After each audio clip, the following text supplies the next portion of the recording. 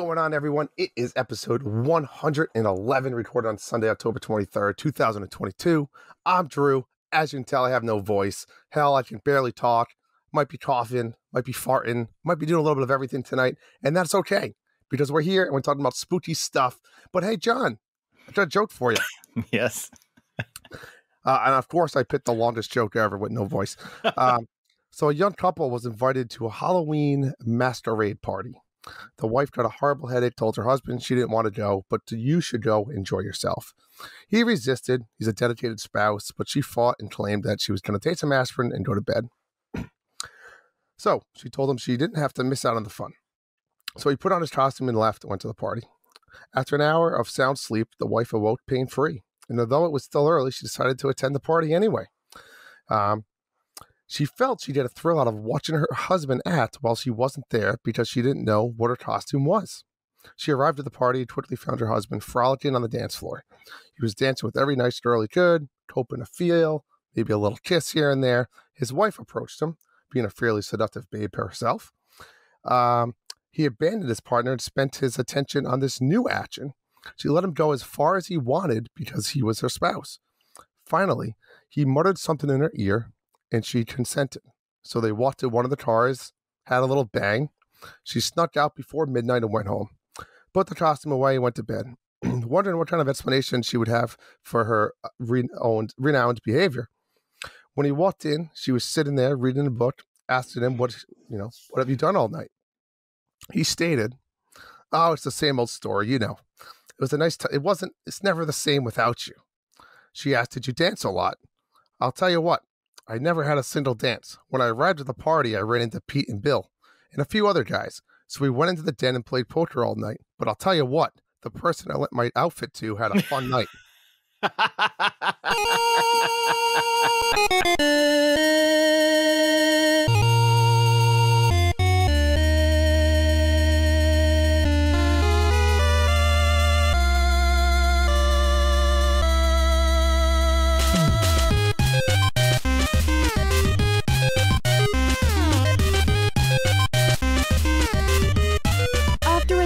Day at work, it's time to relax and tuck in with the Dads After Dark show with your hosts Drew and John. What is up, everybody? On tonight's show, we talked about Halloween movies that we have been watching. We have a new spooky Halloween bounty for you. We're going to talk some spooky themed Mario levels. Oh, yeah, and of course, we're going to talk about Bayonetta controversy because we got John Blanco on the show. Why wouldn't we? Fuck. John, buddy, how you been? Obviously, I've been okay, better. I've been better, but what about you? I feel so bad. You've been so busy lately. I was asking you before the show, how much Mario Rabbids have you played? You were like planning a party all Friday night, having a party all yesterday, or yesterday. Yeah, today's Sunday. Yep. Yeah, you're running ragged, man. Take care of yourself.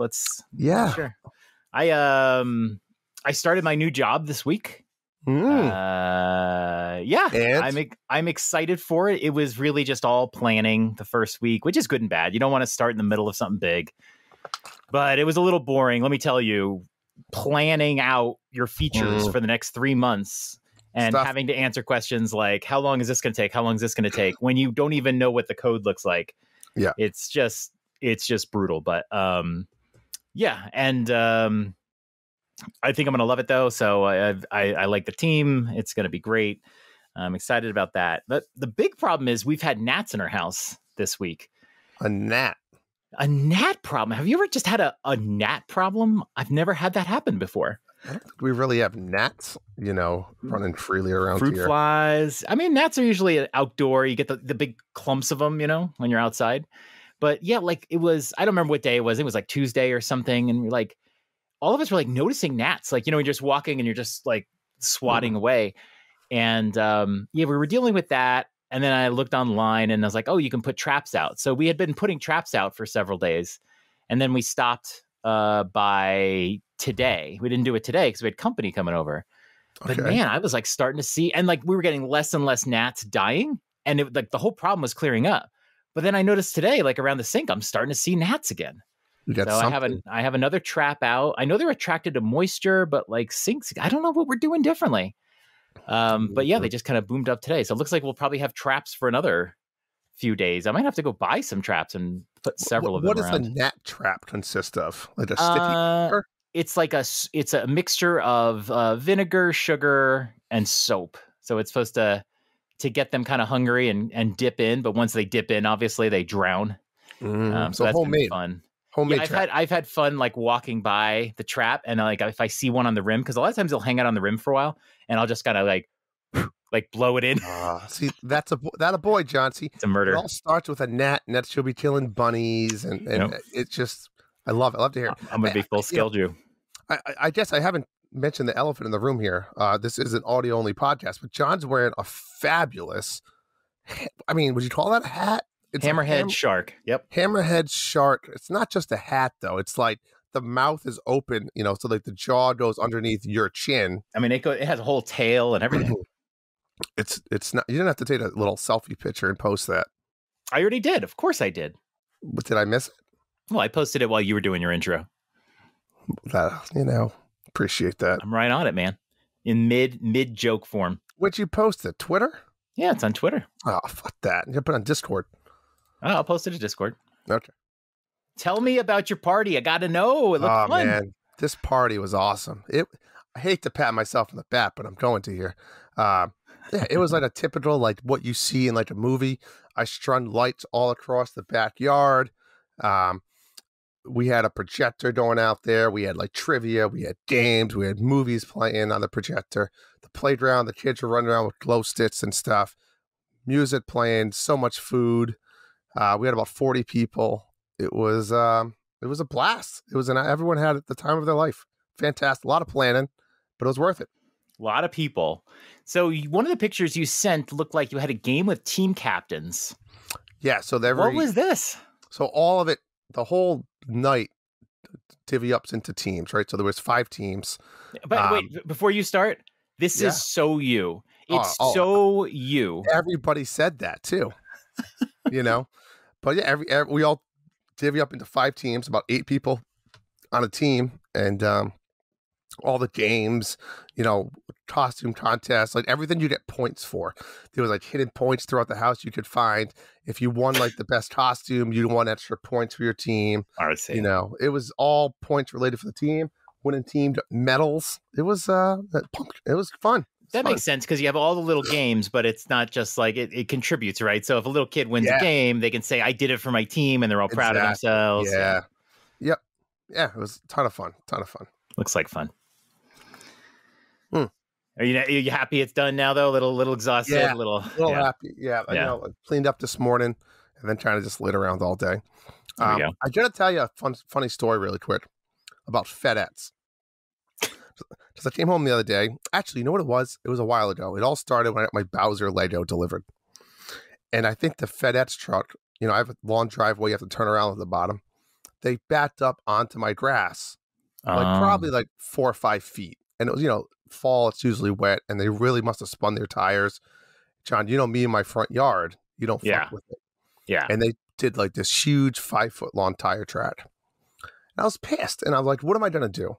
Because if I call FedEx, like, there's no way anything, like, it's kind of a lose-lose, right? Like, what are they going to say?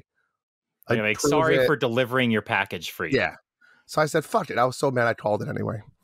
And I just want to put first 2 people hung up on me after they don't care. So I finally got a third person that's pretty normal. Like, all right, we're going to connect you with like a local FedEx rep. Here's your claim number. They'll call you. And I was just like, I'm never going to hear from this person. They called me. And then great guy named Chuck, normal. He asked me all the questions. He's like, these fucking delivery people. He's like, and good luck getting any grass seed to grow now. It's middle of October. So he's like on my side defending me. He's like, well, what do you want to do? I was like, I don't know. Like, I want some compensation, I guess. He's like, all right, let me see what I can do. And he's like, I have to put you through the claim center. I was like, oh my God, this thing's never happening. So then the claim center calls me and they're like, how much money you want? And I'm like, first of all, it's like grass, right? It's not that expensive. It's more of the aggravation of getting it to grow. Yeah. So I knew if I went in there and I said like $500, they're just going to say no because you have to prove it. Yeah. And So I was like, I don't know. I want $100. And they're like, okay, somebody will call you back. I'm like, oh my God. Jeez. So someone called me back, like, all right, you need to go get a estimate from like somebody, like a company, and you need to prove it to me through a receipt. I'm like, no, I'm not doing that. It's October. I'm gonna get it. No. You're gonna do it yourself. I said, I'm gonna do it myself. They said, all right, you can send me pictures from like Home Depot and how much it's gonna cost. I said, all right, but I'm charging my labor. What's the max? They said, well, you can do up to $30 an hour. So I said, okay. So I put $30 an hour? I don't know. Is that the going rate for landscaping? No. So I put a bunch of shit together. It came out to like $107. I submitted it and never heard anything. Guess what came in the mail yesterday, John? A check. Fucking check for $107. Wow. Like, it's one of those things. I wish I could have, like, I was just trying to stop, but I was too committed at that point. You know what I mean? Like, I needed them. I was all in. They were gonna. I mean, they sounded like they were, willing to just give you the money and whatever. But if I said like 400 or 500, they would have investigated it more. I think. So I had to find that happy medium. Like $100 is nothing. Right. At that point, you might as well just be honest and just do it and be thankful that they're going to pay you for it. And it's a pain in the ass, but listen, the best part is I can't even prove that it was FedEx. Like, I didn't see them. Yeah, but who else would it have been? Exactly. Because they pulled into your driveway, right? Yeah, I mean, I did a package delivery. No one else comes in my driveway. Right. Yeah, exactly. You're good. I'm clear good. you on it. Well, I'm glad that resolved. No, me too. All right. We have a whole spooky show lined up. Let's get it started. But first, speaking of spooky. Oh my God, this totally reminds me. I need to manscape. Do you? I need to manscape. Before you get started, how do you know when you need to manscape? Because I'll tell you when I know. There is a little uncomfortable feeling sometimes. Yeah. Like right above that area, right above your dick. Yeah. If it's just too long, you just can feel it like rubbing against your pants or your underwear. I don't really feel that, but like when I'm in the shower, like it feels like my hair is long and you have like that weight and you're just like, look at this. It's so unkempt and it's mine doesn't get that long. I know. I probably manscape to the length that you are when you shave. I need a manscape. Anywho, let's hear it. Did you get your new bots of joy? I did. It's the scrubber. The scrubber and 2 bottles of body wash. That's a lot of body wash. John, I have so much. I have like 5 bottles. Yeah. I thought one of them was shampoo. I was like, oh, perfect. And then it was like all body wash. I'm like, I use the body wash from time to time as like extra, but I use bar soap too. So I'm a bar soap guy. Yeah. So anyways, John, welcome to Fresh Ball Fall. It's the season of pumpkin spice and dressing up like Jurassic Park and making sure your crotch looks nice. That means sipping cider in a fall breeze, finally inviting your friends to play Mario Kart with you, and using Manscaped products to trim your balls with ease. That's right. Life is strange. And today's show is brought to you by Manscaped, a company here to make sure that your foliage isn't the only thing shedding. It's SS leaves on your loved one's face. Heck, even your mom knows it's time to lose the excess clutter for fall. Join the 6 million men plus episode worldwide who trust Manscaped by going to manscaped.com. 20% off free shipping with the code NINDADS, NINDADS. Oh, yeah. I mean, Manscaped. Got to do it. You make me feel like I need to go over and do it too now. But we can do it together. Let's move right on to the bounty board. It's time to look at the bounty board. All right, bounties. We have this is the bounty that we've had for a little bit. Complete the decked out feat in Shovel Knight Dig. I know nobody's playing it, but it's just going to sit around now. You have to get all the armors, all the relics, all the accessories. I have an update, Drew. I have come back to this game from time to time, especially when I was waiting for Mario and Rabbids. I had already bought all the accessories from the seller. It took a lot of money, but I got it. Every time you buy an accessory, the other accessories cost 1,000 more. Yeah. And you just go through and whatever. So I did get the accessories. I was working on the relics, let me tell you how much of a pain in the ass the relics are. To get a relic, you have to buy the relic key, which very quickly costs 1,000 gems. Not a big deal, but No.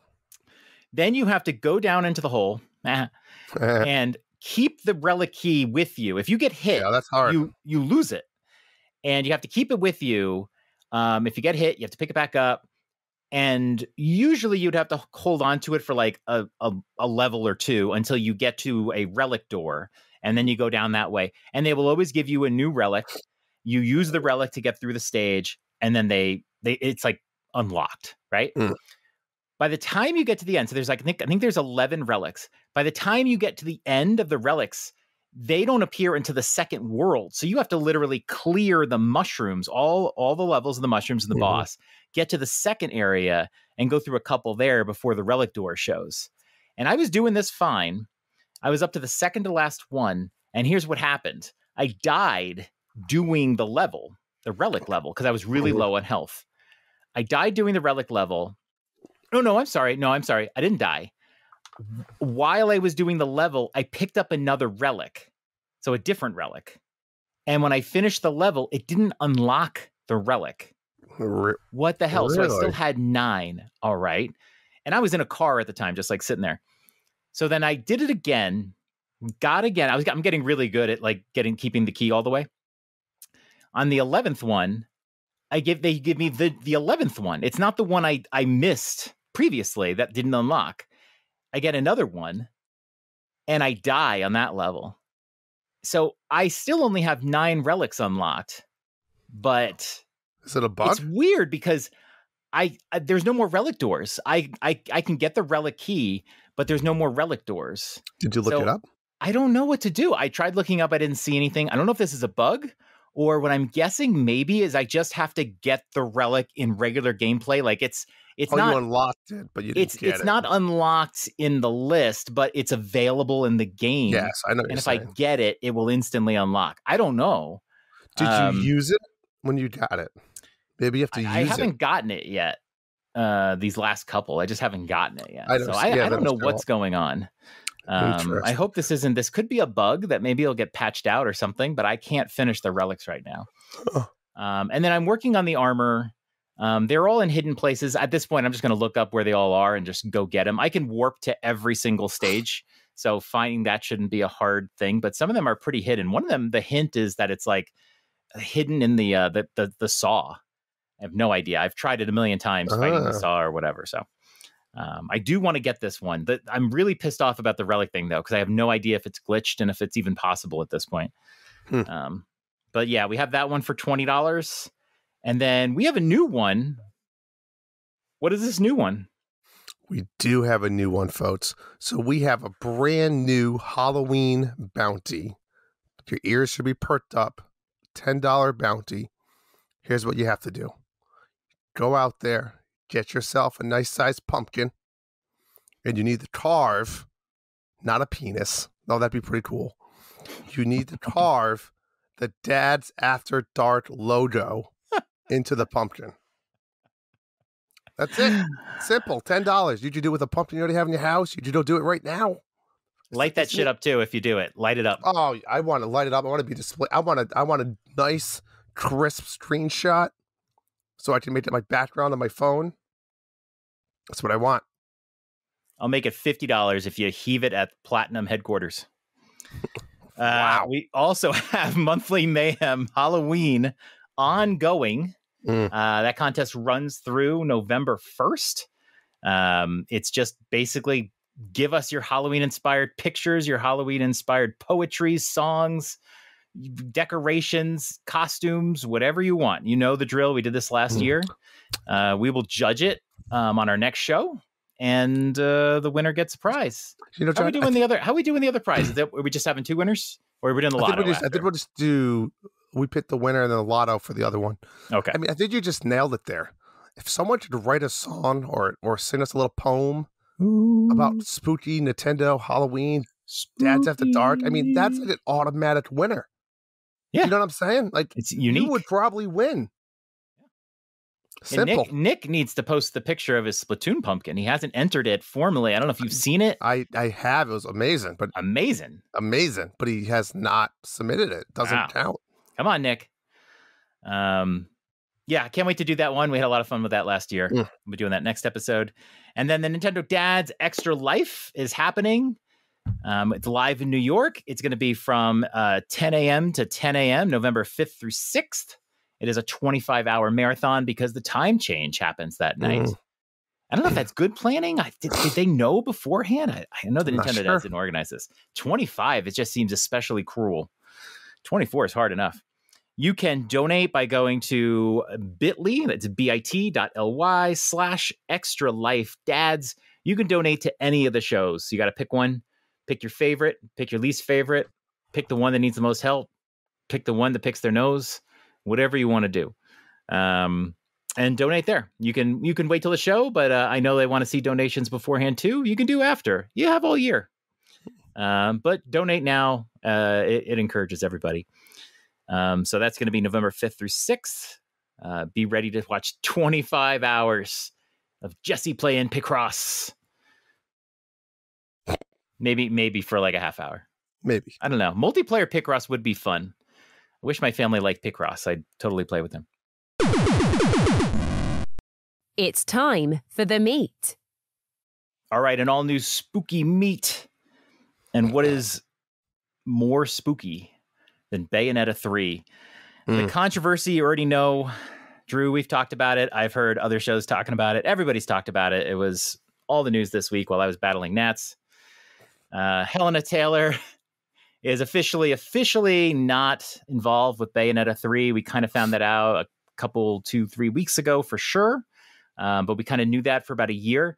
I was hoping that this sort of multiverse-like Bayonetta 3 meant that Helena Taylor was going to voice Bayonetta 1 and 2.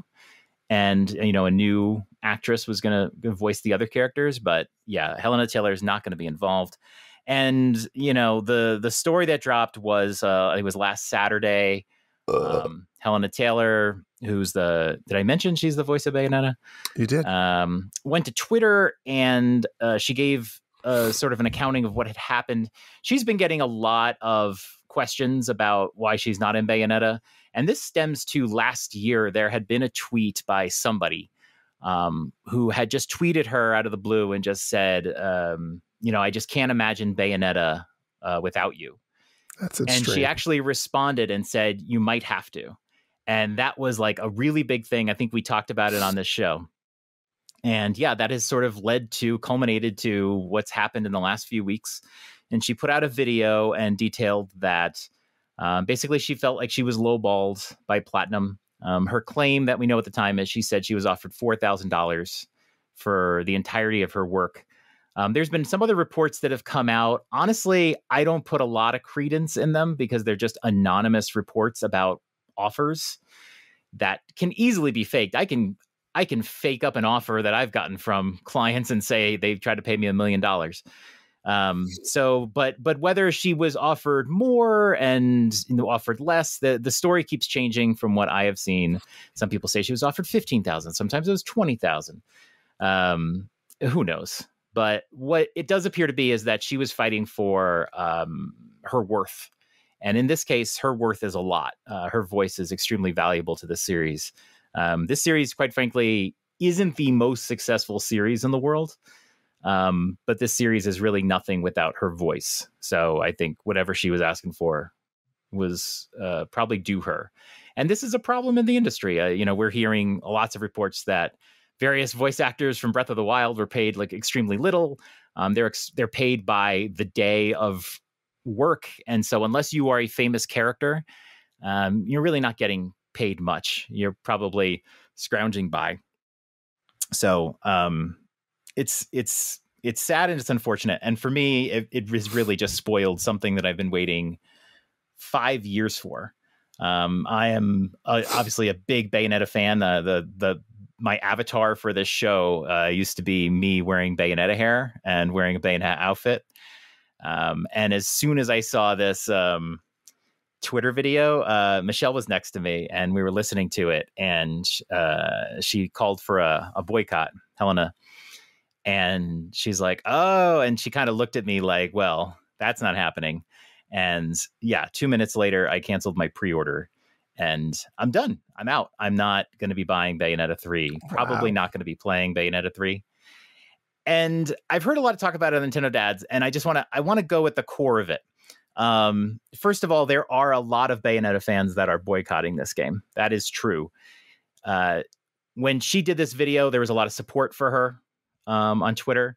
And then when we heard about some other anonymous sources that aren't coming forward, claiming that she was actually offered more, a lot of people started not only attacking her claims, but if you want to see some real toxic internet, go look at Helena Taylor's Twitter.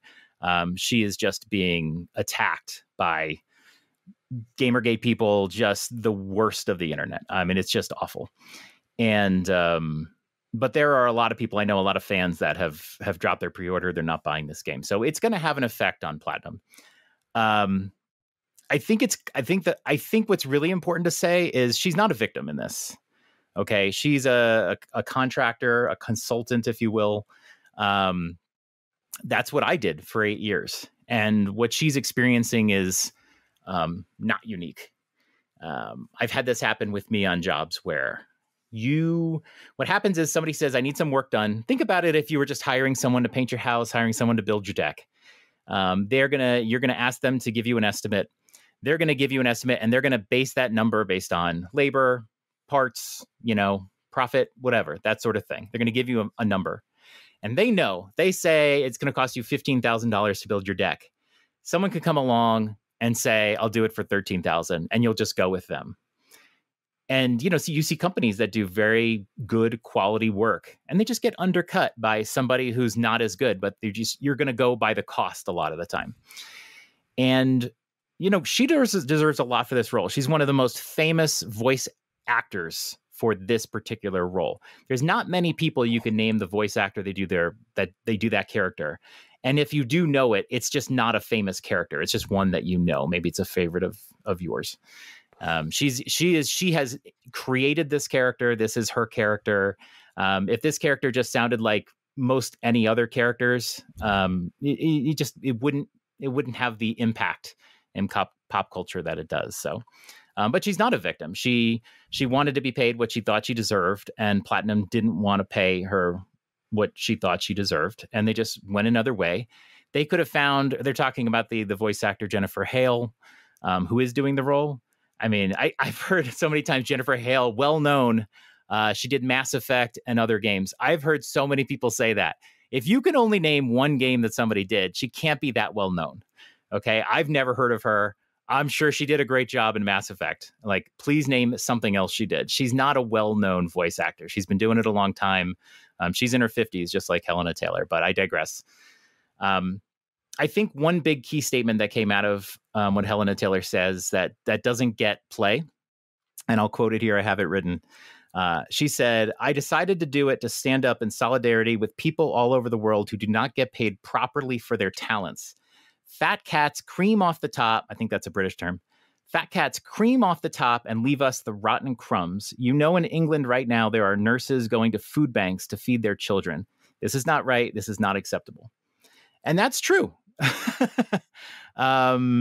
I looked this up, and in the UK, they did a survey, and 14% of nurses go to food banks to feed themselves, which is nuts if you think about what has just happened with COVID.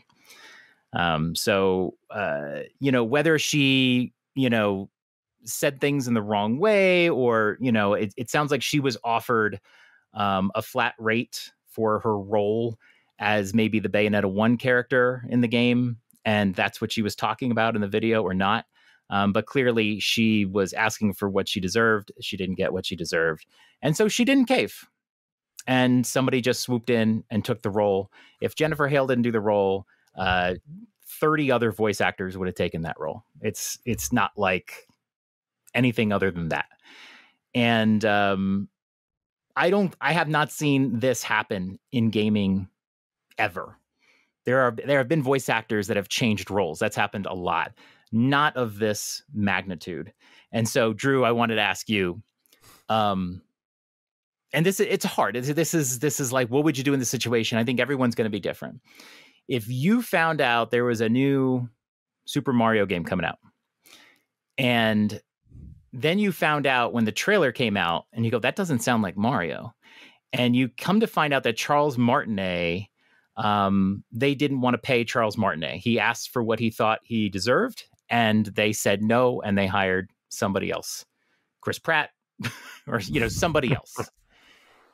How would you feel about that Mario game? Would it affect you? And I ask specifically Charles Martinet because I think any other voice actor, you may not really care because you may not really know their name. I'm sure I've bought games that other people didn't buy over it. But that's how this feels to me. So, I mean, would that affect you, do you think? Or is it so much of a, like made up? Well, John, I mean, I think you know me pretty well. The short answer, no, it would not affect me. A few comments I'll say, and I'll keep it brief because I don't have a lot to say. One is I don't think we know the whole story, right? I think we know some of the story. Some people, I think we have a really good sense, but we're probably lacking a few details. Yeah, I think we're lacking some details, right? I don't think we really truly know maybe the full salary that was offered. We know $4,000, but we don't know for what. We don't know how much involvement she has in the new game, right? I know that you said there's possibility of some. Well, she doesn't have any now. Well, we don't know what was offered to her. Let me put it that way. Okay, right. Yeah, we have no idea if she had one line or she had 10,000 lines. We honestly don't know, right? So I think it's tricky to say that as well. You hit it hard too, and you said she's a contractor. She got offered something. If she doesn't like it, she thinks she's worth more than that. That's fine. You can counter offer or say no, thank you, and move on. I think it's a little unfair for her to say a few things. The thing about the nurses. That sounds terrible. I agree. That should be. I don't think that's a fair comparison to this video game industry because, again, she got offered money that we don't even know what that hourly rate broke down to. It's a very general statement, but it's obviously very specific to yeah. So I thought that was an odd choice. I also think it was kind of, I don't know. I don't want to say selfish, but selfish of her to. I do want to say selfish of her to say, don't buy the game and donate your money to charity. Because, sure, she's the voice of Bayonetta, but she also put zero time into that game. And a lot of people did put time into that game that maybe made less money than she was offered. Yeah. Because they wanted to, right? So, and again, I don't know the full side of Platinum, if they lowballed her, if they just lowballed her because they didn't want her in the game and they wanted change and this was the easy. We don't know. I don't know because, honestly, I haven't read the articles or even watched the video. So it's hard for me to say anything yes or no. The only thing I will say is, I respect your decision, whatever it is, but I would truly think hard about that. I mean, I don't find it, it was her decision at the end of the day, right? It was her decision not to partake in it, from what it sounds like. I wouldn't let that ruin something that you've loved for so long. I truly wouldn't, because again, you don't know this woman, John. You know this woman only because you played 2 video games with her. Don't let that affect a series that you love. That's all I'm trying to say. Is I honestly, you should really reconsider it. I don't believe that that's a reason not to play a video game. I really don't. It's no, you make a good point. I think that the calling for the boycott was a little unexpected, I guess, because she could have just done a video and said, hey, I mean, I'm not in this game because they lowballed me. A lot of people have been wondering why over the last year. A lot of people have been trying to find out if she's going to be in this game, and then just let people decide. The thing for me is I'm not. You can call like a boycott or whatever. I'm not like boycotting. Like she said, boycott and give to charity. I haven't given to charity, right? I'm just sick of the situation. I think Platinum fucked this up. And you can make an argument that Platinum offered her, what they thought she was worth, maybe even offered her more than they thought she was worth. But a good company makes it work. And yes not and only no. did they not make it work, well, hang on. Not only did they not make it work, but they sort of lied to us about why she wasn't in the game. And then the reaction to her afterwards, I didn't appreciate either, because they're the ones that instigated this by saying, oh, our schedules didn't overlap, right? They had, what do they call it? Overlapping circumstances, which is a nothing thing. But everyone took that as, schedules didn't overlap. And that was just a lie. They just, they didn't make it work. I think a good company can make it work. Maybe they go to Nintendo and say, look, maybe they this is what she's didn't asking want for. to make it work, John, right? I mean, But again, we don't know. But that's why I'm mad. That's why I don't want to play, because I think there's two sectors here, right? If you are a huge Bayonetta fan, you understand. A huge Bayonetta fan knows the actress who plays Bayonetta, right? I was listening to the dads talk about this, and they kept forgetting the name of the actress. And I think that's key to understanding who's going to be mad and who's not going to be mad. I would never forget her name. She is Bayonetta. If she's not in this, I don't have interest in it. I don't know if that's true. What it is. Let me use a spooky reference since we're on a spooky episode, John. Nightmare on Elm Street. How long did Robert Englund play Freddy Krueger for? Forever, right? Mm-hmm. When they decided to reboot the movies, Robert Englund was a consideration. No hard feelings against him. They decided to go with somebody else. No hard feelings to Robert Englund. It's evolving. The series is evolving.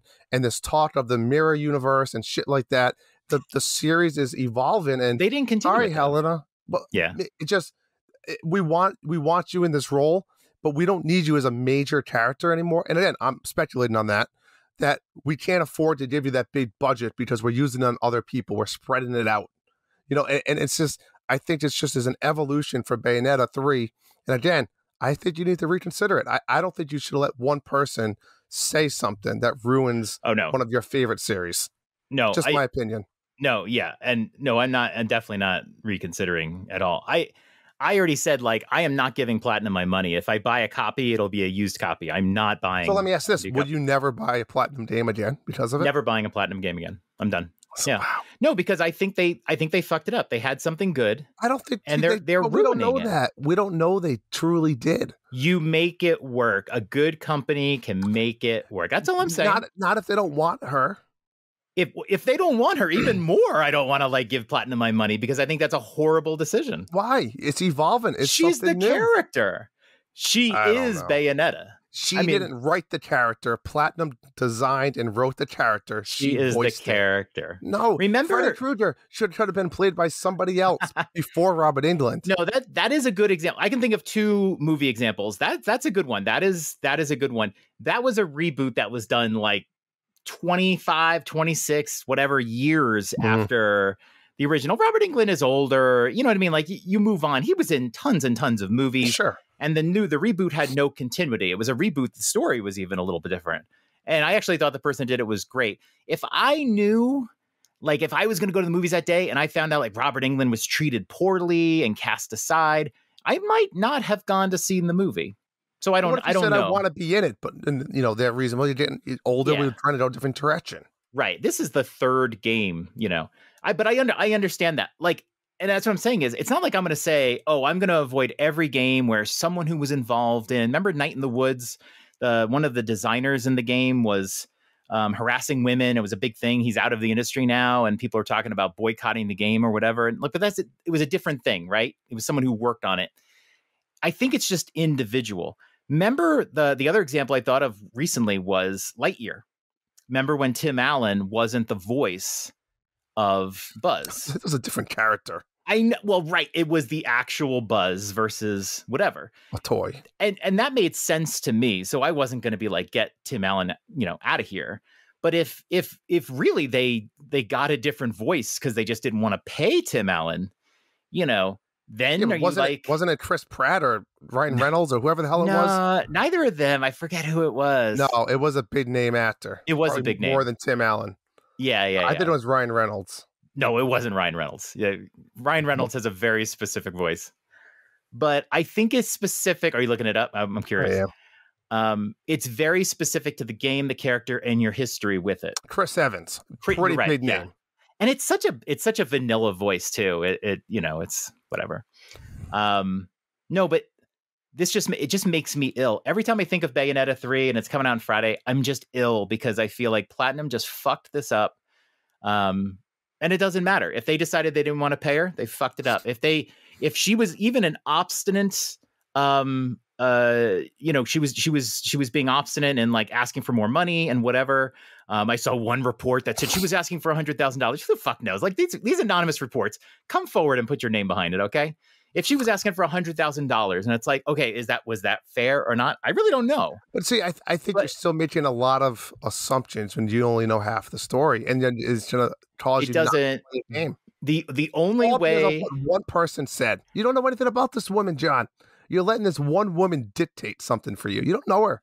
You have no idea. The one thing I know, the one fact that we know about this is all I need, that she is not voicing Bayonetta in this game. And so I don't want to play it. Like I said, she's Bayonetta. Let me ask you this. If she came out and said, I chose not to voice Bayonetta in this upcoming game, you would still play it? If she said that, no, I still wouldn't play it. But I might not be mad. I might not be mad at Platinum. I wouldn't be mad at Platinum. I wouldn't say I'm not going to play your games anymore. But you don't even know. Maybe the new actress or the new voice actors is better. Who knows? It doesn't matter. It's not the character. And that's what I'm saying. Like how many of the Bayonetta games have you played through, Drew? It doesn't matter. It's just it matters. How many have you played through? I don't think it matters. If you don't connect with the character, it's going to matter. My opinion's different than yours because you have played how many times? Zero times. And I've played through these games like 6 times. And I own the anime. So it does matter when you have a connection. Maybe it matters to you. It doesn't matter to me. But that's fair, right? I mean, it's like watching 007 James Bond. Every few years, a new person's going to play him. I'm not butthurt over it. It is what it is. But Pierce Brosnan, I loved him. He's moved on. Next guy, come on in. Daniel Craig is now done. Who's it going to be? If it's a chick, am I going to boycott 007 because instead of this handsome British guy, it's some American chick? Whatever. I'll probably still watch it. It's an action movie. I know, but it's specific to that, right? It's expected that the Bond character changes over time. They're looking for a certain demographic. Well, maybe this is the new expectation for Bayonetta. Not. She's Bayonetta. You're listen. No. You're jumping too early. All right, you're trying to dictate how I feel about it. I'm telling you how I feel about it. I have Bayonetta shit all over my office. All I'm saying is I have a connection to the voice very specifically. If you don't want to do it because of the voice of the character, that's fine. But I wouldn't let what the person said make the decision for you. No, I was not supporting Platinum because we don't know half of the story. Yeah, I'm just sick that Platinum. If you look at Platinum, they don't have a big list of great games, right? This has always been a studio kind of on the edge. They have talent, but they've never really shot through with anything other than Bayonetta. And Bayonetta is not a big selling series, but it's the one game everyone will be able to name. I'm just looking at it from the outside in. At the end of the day, like you said, I don't give a shit. I don't play Bayonetta. I just don't think there's enough facts out there about Platinum and what they did to this woman to say stop supporting Platinum. Right. I just don't think there's anything out there. We're just going in circles. I'm saying is she's not involved, so that's all it takes. Well, sure, but that's not how it started. Maybe down the road, I will change my, I'm not going to buy any Platinum games anymore if I learn more information. But I know that I just have no passion to play Bayonetta 3 anymore. That's crazy. It's not crazy. It's different mentality. That's fine. I mean, if they made a new Lord of the Rings tomorrow with none of the people, I'd be okay with it. They did. And I watched it and I loved it. And there's characters that they replaced with the same people. I mean, characters with different actors, same character. If they did the last Lord of the Rings movie, and I know they filmed it all the same time, but pretend they did the last Lord of the Films movie. What is it, the Tower or whatever? The Return of the King. Let's say Viggo Mortensen was not Aragorn. Let's say he wanted more money. Yep. And they recast him to Steve Buscemi. I would not boycott the movie. No. Would you be mad? I wouldn't really care. I'd watch the movie. It is what it is. You wouldn't be mad or like at least annoyed? that's not something I have control over. It's not something that I knew what really happened behind the scenes. I just know I'm going to go and enjoy the movie. This is so weird, but you have control over your passion for the movie. Look, it is perfectly fair if you say it wouldn't bother me. I understand that. Like it really wouldn't. You're different. You're a different person. Like you've that's fine. For a lot of people that love the Bayonetta games, they're still gonna play 3. But there is a segment of people that are just like, if she's not the voice, she's not the character. That's not the character. Yeah, I respect that as you. And it really does go. When they revealed it for E3, was it last year? There was something off about it. And it was like, we immediately, like, I noticed, like, that doesn't sound like the Helena Taylor. And I've since heard like side by sides. And I mean, oh my God, it's so noticeable. And I think that has held it back. But yeah, I that's all I say. My feelings about Platinum could change over time as I learn new information. But if Bayonetta's not in Bayonetta, I have no passion for it. That's fair. That's sure. Maybe one day I will play it. Like I said, I'll buy a used copy and I will play it. I will never have the passion for Bayonetta 3 that I had for the first 2 games. It's just how I feel. So it's fine. I'm not attacking anybody who still plays the game or whatever. I'm not even honoring the boycott. But it makes me sick, and I hate that after 5 years of waiting for this stupid game, it's kind of ruined for me. So that's it. Oh, the only other time I remember this happening, when they recast Solid Snake in Madison Square Garden. I have MSG written down in Metal Gear Solid. David Hayter was the voice, and he was replaced by Kiefer Sutherland. Lovely. That was a big problem. All right. What do we got next? So let's talk a little bit about some Halloween movies. Oh, I've been waiting for this all week. Time of the year. So what have you been watching? I have finally watched Fear Street. Fucking love. If you guys have never watched Fear Street, go watch. Just watch it. I'm jumping on the Drew bandwagon on this. I think you told me about this last year. I did. I didn't watch it because I didn't watch it because Michelle didn't want to watch it. She doesn't like horror movies, and so we just didn't watch it. But I watched this on my own a couple weeks ago. And I think I watched the first one on a Tuesday. I mean, I immediately watched the next one the next day and the next one the next day. It was so background. R.L. Stein, right? Writer of Goosebumps. This is an adult version of Goosebumps. 3-part, 3 movies. Very adult. So last year when this came out, it came out one a week, which was awesome. Like it started October 10th. Yeah, and then it was like one this week, one next week, and the third one. So it's 3 movies. It's obvious they filmed them at the same time. Oh, of course. Yeah. Of course. So tell me about them. Tell me what your thoughts. Yeah. So the first movie is called Fear Street, 1994. And I had no idea what to expect out of this. And it's like a cheesy horror, if that's what you want to call the genre. Not super scary, but it's kind of like cheesy slasher. Great visuals, though. Yeah, and it's a story about a town that's cursed. I love the town names. It's like Shadyside, and apparently they've been cursed for hundreds of years. And then there's a nearby town called Sunnyvale, and there's like this natural rivalry. But I love how the names are Shady and Sunny. And the town has been cursed, and there's some pranking going on. And I don't want to give it all away. You really got to watch it. But you do. There's a car accident. And this, I can't really give that part out because it's the ending. But basically, like, these killers are going after this poor girl. And she's just trying to, like, stay away. But they're trying to figure out where these killers are coming from and why and what's going on. And it's just cheesy. And the first character you see in this movie is the girl from Stranger Things. Who I always call the ice cream girl. I don't remember her name, but she's the girl that works with Steve in the ice cream shop in the beginning of season 3, the beginning of season 3 of Stranger Things. And yeah, it's a great movie. It has a good ending to it. It's definitely got some like of that classic 80s slasher, like sexy scenes. It's not like too heavy or whatever. It's what is this movie rated? It's got to be like PG-13. It might be R. Yeah, it's pretty gory. Yeah, you're probably right. Actually, it is probably R. So kind of one of those scenes where you're like, yeah, I could watch this horror movie with my kid in the room and watch him slash people, but now these 2 people are kissing, and so it was really good. Then the second movie is called Fear Street 1978. So what's happening is they're going a little bit back in time. and they're going further back along where the curse has come from.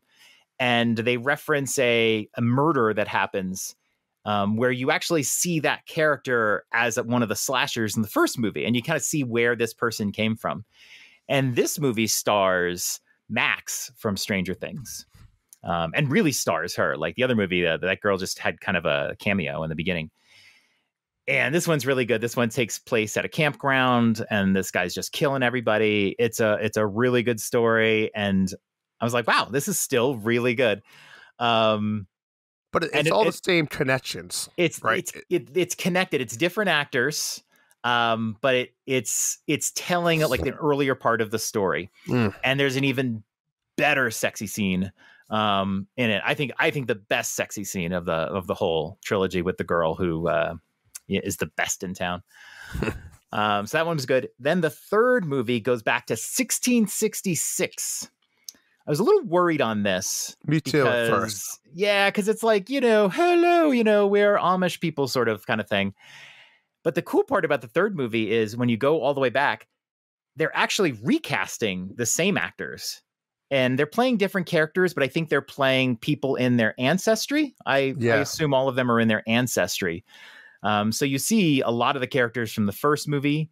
And is Max in this one? I think she is too. I think she is, yep. They don't go through the whole movie in 1666. They actually go back to 1994 at the end. But yeah, like characters from mostly from the first movie are in this movie recast, and they really explain where the beginning of this curse started. And it really comes together at the end. There's a really good story to it. It just sort of has everything. It's like everything that you want in sort of these cheesy horror movies. It was really good. Really liked it. I'm probably going to watch the trilogy like every year. Yep, it's one of now those. On. It was really great. It was a good recommendation. I definitely recommend it for people. You won't even need to be convinced to watch 2 and 3. Once you watch the first one, you'll be ready to go. And then the other movie that I watched the other day, this was Friday, Scary Stories to Tell in the Dark. I've heard about this. I need to watch this. It's on Netflix. It's based on the book that we all sort of read when we were kids. It was probably like the first scary book you ever read with all the silly stories. The one I'll always remember my whole life is the witch who had her toe stolen and put into a stew, and she's like, my toe. This movie is obviously it's a book of short stories, but they basically put it together in a way where they come across this book, these characters who I don't think are in the book. But this group of characters who are pretty funny and pretty cheesy and pretty silly. And they come across this book, and the book is actually now writing stories like live in front of their face. And it involves them. And so they can actually see what's going to happen to them. And they're trying to tell people, don't do that. If you do that, you're going to die and whatever. And there's a whole big mystery as to why this is happening. Sounds good. And it's like, if you like Fear Street, you like this. It's the same thing. It's kind of like a cheesy horror. And it's just so good. It's really good. And the guy who plays Hank in Breaking Bad is in this movie. So if you need a little connection there, that's the one. So I really enjoyed it, and it's inspired me now. I'm going to reread the whole Scary Stories to Tell in the Dark, because I think several of the stories that they go over in the movie are in that book, including the toe. So it's definitely worth reading before or after the movie, just so you can have a little extra special connection to it. It was great. I love them. Nice. I am 4 for 4 in scary movies this season. Sweet. How about you? I did watch my annual Halloween movie of Hoobie Halloween. I love Hoobie Halloween. It's so goofy. It's so good. Like literally, my wife and I are watching it. The first 10 minutes, every scene is laughable. Like one of my favorite scenes is when he walks into his mom's kitchen, and she's just wearing the boner donor t-shirt. It's just if you don't know what it is, it's Adam Sandler's movie, and it's just epic. I love it. If you love SNL, there's so many SNL actors in this movie. Maya Rudolph's in it. It's so many. Oh my god, you'll love it. It has a lot of. I mean, the story isn't terrible. It has a mystery to it, so you don't know where it's going. But it's just you're just there for the stupid laughs. That's what you want at the end of the day. I also watched the new Netflix movie Curse of Bridge Hollow. You seen this one? That one? No, I haven't heard of that one.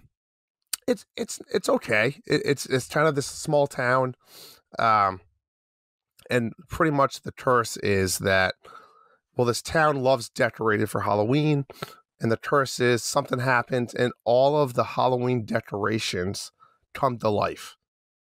So like every Halloween decoration on people's front lawns in the houses like are coming to life because of this curse. And then this father and daughter bonding moment that they have to try to stop the curse. It was mediocre, but it's a fun Halloween movie, I guess. If it's a shorter side, like hour and a half or less. It was fine. Brand new on Netflix. If you have something, it's not great. I'd watch one of the ones that John mentioned, or Movie Halloween. We watched Hocus Pocus 2 with the kids. How was that? As expected, it was fine. Better than expected, I guess I would say, but it was okay. Again, not as good as the first, but it was fine. They did the what first they one is from the 80s. Is it the 80s, right? Or the 90s? Yeah, it's old. Yeah. Just finished watching the Jeff Dahmer series on Netflix. Did you watch that? Evan Peters? I don't have interest in it. No, I don't know. I'll tell you what. Feels weird. It wasn't great. I thought it was all over the map. The editing, I didn't like how they told the story personally. Evan Peters is, of course, amazing, kills it. But it was okay. And then I started watching last night the new American Horror Story called American Horror Story New York City. I didn't know there was a new one. Yeah, I watched the first 2 episodes. Between that and Jeff Dahmer, it's just a lot of gay stuff. And I don't mean that in a negative way. It's just, it's a lot. Because obviously Dahmer's gay. He's going to gay nightclubs every night. And that's how he finds. So American Horror Story is kind of the same thing, which is really weird. It's about New York City, early 80s, gay people getting targeted and murdered and going to gay nightclubs and it's like bathhouse. It's just like, it's kind of the same thing, to be honest. I only watched 2 episodes. If you know American Horror Story, there'll be some type of twist or something. But yeah, that's really what I've been up to. But now I got to go dig into the scary stories. Yeah, scary stories. And then the one, I think it just came out on Netflix, The Watcher. Have you seen that yet? Oh, I have not seen that one either. So that's like the top trending one on Netflix. And it's a series based on a true story from New Jersey where somebody was stalking a house that people had bought and moved into. But the thing that did it for me is one of my favorite actresses is Naomi Watts. I love Naomi Watts. Yes, and she was in The Ring, and she was in Mulholland Drive, and she's just incredible actor. Is this a movie or a series? It is a series. There's some real silly actors in it, like comedians and stuff. So I think it's going to have a good sense of comedy and cheesiness, but they're selling it as, like a thriller.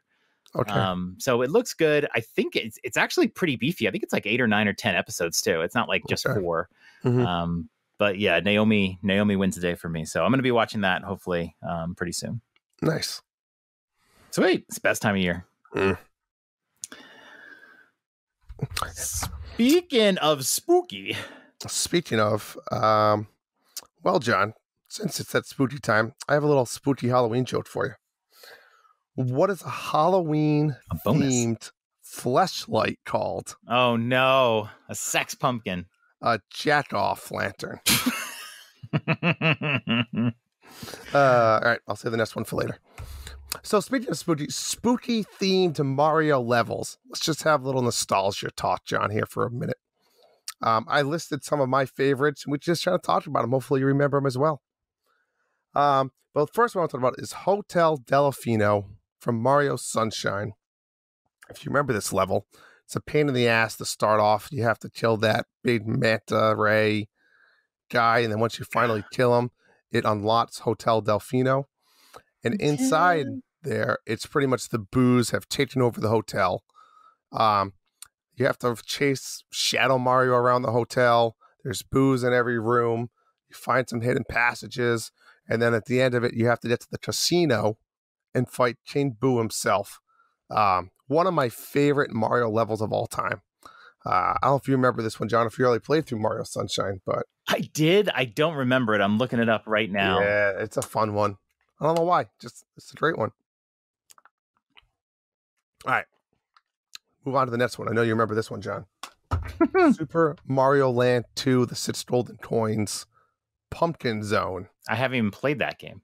What? I will be playing it once I get my analog pocket. I guarantee you You're I a will big be. Game Boy guy. I know. I know. So Pumpkin Zone is a whole like world dedicated to pumpkin and Halloween themed, and I won't spoil it then. I'm going to leave it at that. It's fun. You can't spoil a Mario game. No, you really can't. Yeah. Next one. This one's for you, Hambone. Bowser Badlands from Mario Golf Tour. Bowser Badlands is one of the best designed Mario Golf courses of all time. But there's two holes in particular that I love. Hole number 2, it's like Big Boo's Mansion from N64. And the whole like fairway and course is designed on like these wooden planks, kind of like you see in the Mario Kart levels. It's like all wooden piers, and it's just boos are flying everywhere. And there's a cool mechanic in Mario Golf in this game. If you hit a boo, your ball like almost like slows down, like it's going through like, you know, like Jello, like it's just kind of like boo goo. It's like boo goo. And there's another level, hole 4. It's a par 3 in a cave, and there's just all these little boos flying around, and you have to kind of hit through them to get to the green. But if you hit one of the boos, it's trying to drop down like into the water. It's just, again, cool design. Bowser Badlands, Mario Golf Tour. That's for the GameCube. Great game. Next one I'll talk about is Paper Mario 64, Tubba Bubba's Castle. Remember this guy, John? Big purple guy. I haven't played Paper Mario 64. Oh my God. You gotta get your shit together. This guy's one of my favorite character designs in Paper Mario. Just this giant, kind of looks like Bowser in a weird way, but he's purple. And a mask on. He eats ghosts. That's what he does. And then, spoiler alert, John, you can't kill him because he cut his heart out and he hides his heart in like a well. So you have to go find his heart and kill his heart, and then you can kill him. Dark. It's great. It's just a great level. I know you know this one, John. New Super Mario Brothers U, the painted swampland, when like the background was like an animated background, kind of looked like Starry Night. Oh yeah, that is a really cool. That's a really good one. Yeah, the poison water on the bottom. Wasn't like the soda jungle or something weird like that it was called? Yeah, it's just like a Van Gogh painting going on behind you. Yeah. It's really well done. That was really cool and unique. Let's talk about the Super Mario Galaxy, the Ghostly Galaxy, where they had the Jacko Goombas, which were a Goomba that had like the jack-o'-lantern heads. They had the Bomb Boos, which were black boos that when they got close to you, they would blow up. Super cool. And then they had the Boo Mushroom, where if you ate it, you turned into a Boo, you know, with the Mario hat and the mustache, give you a new little perk. So the Ghostly Galaxy was pretty cool. There was tons of all themed fun little levels as well. That's a pretty old one, and I just learned by searching on YouTube is that 2011 was an era where several people would just have a video camera pointing at their TV to get their footage. But yeah, I totally remember this guy. And we've seen him since then too. I swear we've seen him in other games. Tubba Bubba? No, I don't know what his name is. Is that the Goomba? Not Tubba Goomba, the one in Jacko Goomba? Jacko Goomba. In Bamboo Boom, this boss. Yeah, we've seen this guy before. I'm just watching him. I'm kind of focused on him. I don't know his name. I'm not really good with names of like Mario characters. If you couldn't tell. Well, anyway, so much fun. The last and the favorite and the most recognizable Big Boo's haunt for Mario 64. There's so much iconic stuff going on. Remember the piano, like the fangs, you know, chomp, chomp, chomp, chomp, chomp. I remember it being terrifying. Yeah, you gotta get the red coin behind it. The library has a bunch of cool little. I mean, again, they're not over sophisticated, but for a 64 game, fantastic. And you're trying to get to the top to fight the Big Boo boss. Just Big Boo's haunt, classic. And then, of course, we'll end with Mario Kart. So, John, remember, I don't really remember it. I've seen plenty of stuff because I didn't really play the Mario tour on the mobile game. Yeah. But they did that huge Halloween tour, they called it, which was really cool because they gave costumes to all the characters, Yep. which were awesome. Vehicles were changed. Yep. Yeah. It just blows my mind why they wouldn't like update something like on the Switch to do that. You know how many people would log in if they did like a month-long Mario Kart Halloween event? The only thing I can think of is this is just something that they feel just works well with Tour. They feel like they can make more money with Tour, and they just, maybe Mario Kart 8 just sells well enough. They feel like they don't have to bother. I don't know. You're right. Give it a unique spin. I mean, if Mario Kart 8 Deluxe was like a live service, you'd totally see this, but I don't think they think of it as a live service. Well, maybe they need to bring a live service to the next one. Do you think we'll get the Halloween tour next Halloween in one of the wave? Because I don't think we're getting it this time around, right? No, we're not. Yeah. Nope. We're getting Christmas. We're getting a Christmas one, but maybe they're saving it for next year. Maybe that should be. I mean, don't blow the load. There's plenty of haunted tracks, right? And the ghost levels and the Luigi's Mansion levels and stuff like that. So that's it. That's all I got for, again, this was Mario only. I started out by doing Nintendo spooky stuff, and then I went down a rabbit hole, and there's so many with Zelda and all that stuff. So those are my favorites. There's probably a lot more out there that I didn't mention, but those are some of my personal favorites. Spooky Mario stuff. And we'll be talking about a lot more spooky gaming stuff very soon. Mm-hmm. All right, let's take a little break from the spooky. Ooh, spooky. Well, not a huge break. We've got questions from the listeners, and some of these are spooky. So let's start off with Chris HL94. I actually love putting questions in and purposefully trying not to think about them for a little while. I do too. From Chris HL94, question for Drew. Do you use the animals killed in your backyard to satisfy the craving you have for human blood? If so, how's that going? I actually just throw them right into the fire pit so I can breathe in the burning flesh. Is that true or is it not true? You'll never know. I've got a feeling. You're hiding a little something. I don't know. I'll leave it at that. We got a question from Sean Abbott over in the UK. Slutty witch, horny devil, sexy cat. What's your favorite slutty Halloween costume to look at? So do we choose one of those three? I think we're going to choose. Let's choose among these three because... Okay, I like that idea. Yeah, it just makes sense. You go first or me? I'll go first. This is a tough one. I'm trying to imagine. I might need some visual helps here because I'm thinking slutty witch. And I don't know. I'm not coming up with anything really interesting visually in my head. Okay. All right. No, that's working for me. Let me see. I don't know how many slutty witches I've seen in, I think you see the cat way more over here.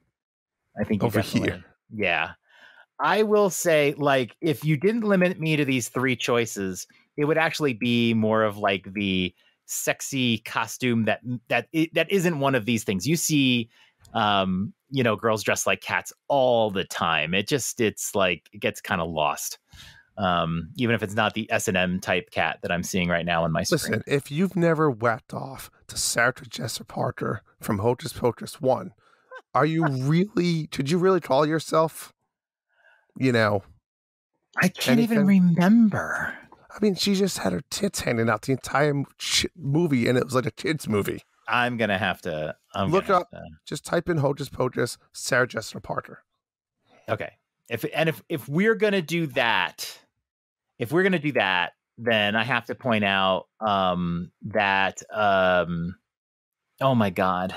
Oh, her name is escaping me. Who is the actress? I'm going to go with a slutty witch. I think there's a lot of I'm also here. Slutty witch. Yeah, sexy I think there's cat. A lot of ways you can go. Who played did Halle Berry play her Catwoman? In the yes, she did. Yep. Yeah. That's what comes to my mind. I don't have anybody come to my mind for horny devil. I have one. Who? I am looking it up right now because I forgot her name, but it comes to my mind. Okay, Elizabeth Hurley. Whoa. She was in a movie called Bedazzled. So look that up. Bedazzled Elizabeth Hurley. And it is just one of the hottest roles you ever seen a movie. I mean, she's a beautiful woman, but oh my goodness. I'm still going slutty witch. Yeah. You know what else is a good one though? When you see like the slutty pirate costumes, those aren't bad. That's what I'm saying. Like, you just get. I like the creativity. Yeah, you could be a sexy anything. You could be a sexy orange. Yeah, but you know what? I like when you throw slutty in front of anything, because I feel like when you put slutty in front of it, it gives you hope. Like that she's a slut, so there's hope for me. If it's just sexy, I feel like it's like I have no chance. Yeah, you know what I mean? Yeah, you're like, there's no way they'd be into me, but if they're slutty and horny, probably just means she's been around the block. I'm not sure I even want to be involved. Right. So, I mean, I think Abbott purposely made us choose witch, like reverse psychology, by putting the word slutty in front of the witch. Like if you said slutty devil, my attention may have went to devil. I see. So it's really the adjective there that's getting It's the adjective that sold me. Yeah. Okay. All right. Then so if we're gonna pick, is it slutty, horny, or sexy? I'm going slutty, and I'm still going witch. Okay. I'm going horny, because if they're horny, they're like, hey, I can help you. She may have helped a few people that night. Yeah, but nobody wants to stay horny, right? Your whole goal is to not be horny anymore. And here I am, and there's nobody else. And I'm dressed like a shark tonight. So I can't listen. I had to look at you the entire time. You're trying to be serious, talking about Bayonetta, and I just couldn't. I couldn't take you serious. All right. Last question is from Max Power. This is not a spooky question, by the way. What are some gaming deal breakers for you? Things that will make you avoid or stop playing a game you would otherwise enjoy. Excessive length is one for me. That's what she said. I think I would like games like Persona 5 Royal and Xenoblade 3, but I passed on them because I know I would never finish them. I would have probably purchased both had they been in the 20 to 40 hour range. All right, Drew. Question. My number one game breaker would be not having Helena in Bayonetta. I had to. That was my answer in Discord for sure. No, I mean, if it's a game I really want to play, I don't think the length or anything really, or graphics, stuff like that doesn't bother me. Yeah. So there's no game breaker. If it's, I will say the hours can sometimes, like, for example, if I knew Sparks of Hope was coming out in 10 days and I was looking for a new game, I'm not going to go pick up a game that's 30 hours long. Right. I'm going to try to find a game that's like 5 to 8 hours. So it really depends on that. So I'd say the biggest one for me would be length, but it's only in a certain scenario. I don't mind playing Xenoblade if I love Xenoblade and it's going to trump every other game that comes out. So, I mean, it's the same thing with Zelda, right? Zelda can come out tomorrow, and if it's 100 hours, it doesn't matter what other game comes out after that, because I'm playing Zelda regardless. Right. So I wouldn't say that. So no, I don't really have any showstoppers, I don't think. I mean, kind of the opposite. You kind of mentioned like almost the opposite question there, which is like, what is a game that you will play no matter how bad it is? You know what I mean? I will play Tears of the Kingdom no matter what, right? I mean, you're talking to the guy that'll play any game, period. I mean, pretty much. So yeah. It's hard for me because I'll give any game a fair shot. Yep. So, I mean, I definitely have a few showstoppers that will like stop me from playing a game, or maybe like if I see a trailer, and I think one of them is a big one for me. Really, is lack of polish. I'm a big fan. I will take a game like I would rather see SNES's SimCity put on Switch and it works smoothly, no slowdown. Give me Sims 2 on Switch, works smoothly, no slowdown. Rather than the latest and greatest, and you're going to give me like a janky frame rate and kind of buggy. I love polish. And like some of the games that I'll come across, like most recently I played The Quarry, but more than the horror or the gameplay or whatever, is you really notice the polish, the scene transitions, the little sounds that play on the menu. I love when a game has really good polish, and I really notice it when it doesn't have that sort of polish. So maybe I don't stop playing the game, but it could cause me to stop playing the game if it's particularly bad. Mm-hmm. Mario Rabbids. Over chattiness. We'll talk about that later. Overly chatty games. I really don't like overly chatty games. That's a good one. You know what it is? That's a great point. That's a good one. I won't stop playing it, but I'll start jamming A because I like the gameplay, and I don't care. Like the story, I'm not gonna lie. I think I've admitted this. Xenoblade, there was a lot of scenes I pushed A. I mean, don't get me wrong. The first 40 hours of the game, I was so into it, reading everything. It got to a point there was a lot of scenes I skipped or jammed A to get through. Especially the side scenes. Yeah. And that's that is poor work. And by the way, this is all subjective. This is just from my perspective. That's poor work in game design. Game design needs to be succinct, clear. And I think there's some games that just too many chat dialogues. And if you're giving me too many chat dialogues because you're trying to be a story and you make me just rush through it, I'm missing your story now because you were just too chatty. So I think it's a thing that, I can't stand when games do. Agreed. And then like sometimes when a game just has a really slow start, maybe like super over tutorialization. Lots of games do tutorializing differently. I think the best ones let you play. They kind of tell you something to do, and maybe like I like the games when you walk by a block and it just kind of shows you press A to jump. It doesn't interrupt you. It doesn't stop you. You press A to jump and you have to jump to advance. Speaking of Sparks of Hope, do that. You walk up to the NPCs, you just walk by and the chat bubble pops up. I love that. I do love that. I love Simple. That. But I don't like games that stop the action, put up dialogues, multi-pane dialogues. Yeah, I agree. And you feel like you're digesting a lot, but if you skip it, you're going to miss it. I don't like those. Like I said, I don't know if I'll stop a game because of it. But if it's really, really bad and I wasn't super invested in the game, I could stop. Yep, agree. Good question, though. I like that question. Hey, John, I have a joke for you. All right. I've been waiting. 3 vampires walked into a bar. The first one orders a blood on the rocks. The second one orders double blood. The third one orders a mug of hot water. The bartender says, "Why do you want hot water?" The vampire holds up a tampon and says, "I'm making tea."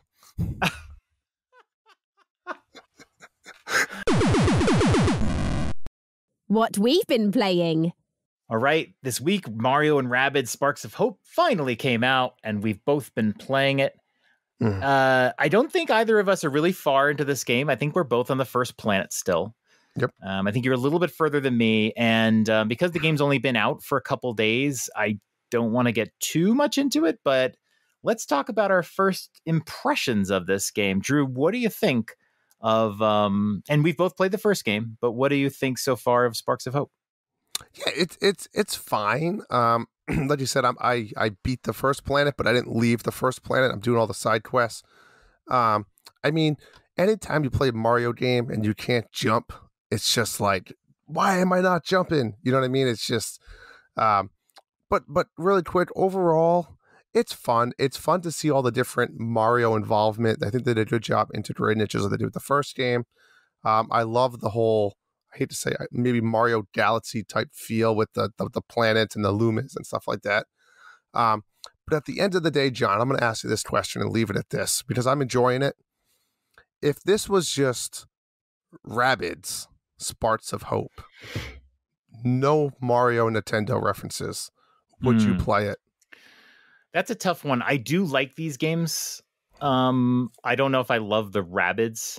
So I don't know. It just depends on what it looked like. But when I played the first Mario and Rabbids, I loved the formula so much that I have since then played games like Gears Tactics. And I played XCOM, although I didn't really like that one too much. So it made me interested in it. So if the first one did exist and this one didn't have Mario, I might still play it, but I'd have to see how annoying the Rabbids would be. Yep. So, what are your early thoughts? My early impressions aren't great. I was looking forward to kind of the more openness of this game. Not to say that I criticized the first game, but there were some things I was looking forward to. Also, the sparks, allowing you to kind of change your powers and use them interchangeably and like an accessory. So far, it hasn't gripped me yet. And some of the reasoning is it does kind of lack some of that polish I talked about earlier. Going through the menus, I don't know what it is. I think the controls for the menus are not intuitive. They're not what you're used to. So on some screens, usually on screens when you're looking at a character and you want to like change their equipment, and then you want to change one of the other characters, you press L and R and you go between them. Yeah. You have to press left and right on the D-pad, and L and R do different things. It's weird to me. I don't know. I keep messing it up. I agree with you. The menu takes time. Just keep giving it a little bit more time. You'll get used to it. But it is. I had the same as that problem, and it was a little overwhelming. I don't think, and I don't want the tutorial, but they didn't do a good job explaining the menu and even the sparks and the skill tree upgrades and the skins, and I don't know. I agree. The menu was a little confusing, but they could have really presented more at one time instead of like breaking it all out. Yeah, they break it down too much. Yeah. Like if I wanted, I should be able to just go to a character and do all of those things, and you kind of go back and forth. It's kind of odd. And there's lots of, every time you go between screens, there's like loading times. And yep, you'll see it spin in the middle. It's so weird. And it's like, and there's no quick way to see your quests. You have to go to like one particular screen and then press X. It feels so like tacked on. So the menuing, I know it seems like a weird gripe, but those loading screens are kind of annoying, and games like this shouldn't really have that. So I find that a bit annoying. I also get super, super lost, just like on the planet that I'm in right now. Super, super lost. I constantly I'm getting turned around, and I think that's by intention, right? They want you to get a little lost, so you're going to discover something that you might not have seen 5 or 6 times as you passed it by. And I kind of liked the linear nature of the first game, where they hid collectibles along the way. And I'm trying to find all the little collectibles, but they're not really here in this game. They're kind of replaced by side quests. And I don't know. It's going to grab me probably at some point. Yeah, it just hasn't grabbed me yet. Keep going. It started grabbing me once I started understanding the side quests and things like that. It made it a little bit more fun. Yeah. And how to unlock them and what to do. So it's getting a little better for me. Yep. And I'm definitely not going to stop. Right. Yeah. The battling.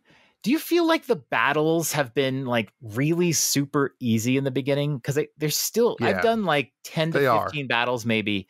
They're all super easy. Like there's no thought process or anything like that. I don't know if that's good or bad. Just something I'm pointing out. I noticed that as well. And then my thoughts were, I even thought about maybe I shouldn't 100% this planet. I should come back because maybe it gets harder. I think this is almost a tutorial planet in a way. Tutorial planet. Yeah. I don't think it ever really pays to try to 100% as you're going. You can definitely do side quests and maybe power up a little bit, but I think a lot of times you'll get powers later that you'll have to come back anyway, so don't like stress too much about it. And plus, sometimes navigating around a planet might become faster down the road, and you'll wish you kind of didn't spend all your time walking. Don't forget. I always forget. Hold X when you run. Yeah, and that's another thing. X, like usually it's like tapping the L stick or holding like a ZR button or something. Like X is the run button. I don't know. It's just weird to me. Agreed. All right. And what else have you been playing? Yeah, so I've been playing, of course, Slay the Spire. I started again. I started on a new character run, the Watcher, which is the 4th character. I skipped the 3rd one for now. There's something about the Watcher character I like. So there's the big thing about this character is they have 2 modes. Calm. When you're in calm, you get like extra defense, and you're kind of like in defensive mode. And then, what do they call it? Wrath? I think they call it Wrath. And when you're in Wrath, you do double damage, but you take double damage. So there's this really fine line on how you play, and it's really risk reward. It's really cool. I beat it 4 times. I'm on Ascension level 4. Okay. Climbing the ranks. I now have over 200 hours in this game, John. I beat it 46 times. And in a day. it never gets old. I'll probably put another 200 hours into it. I want to beat all 20 Ascension levels with every character. That's what I want to do.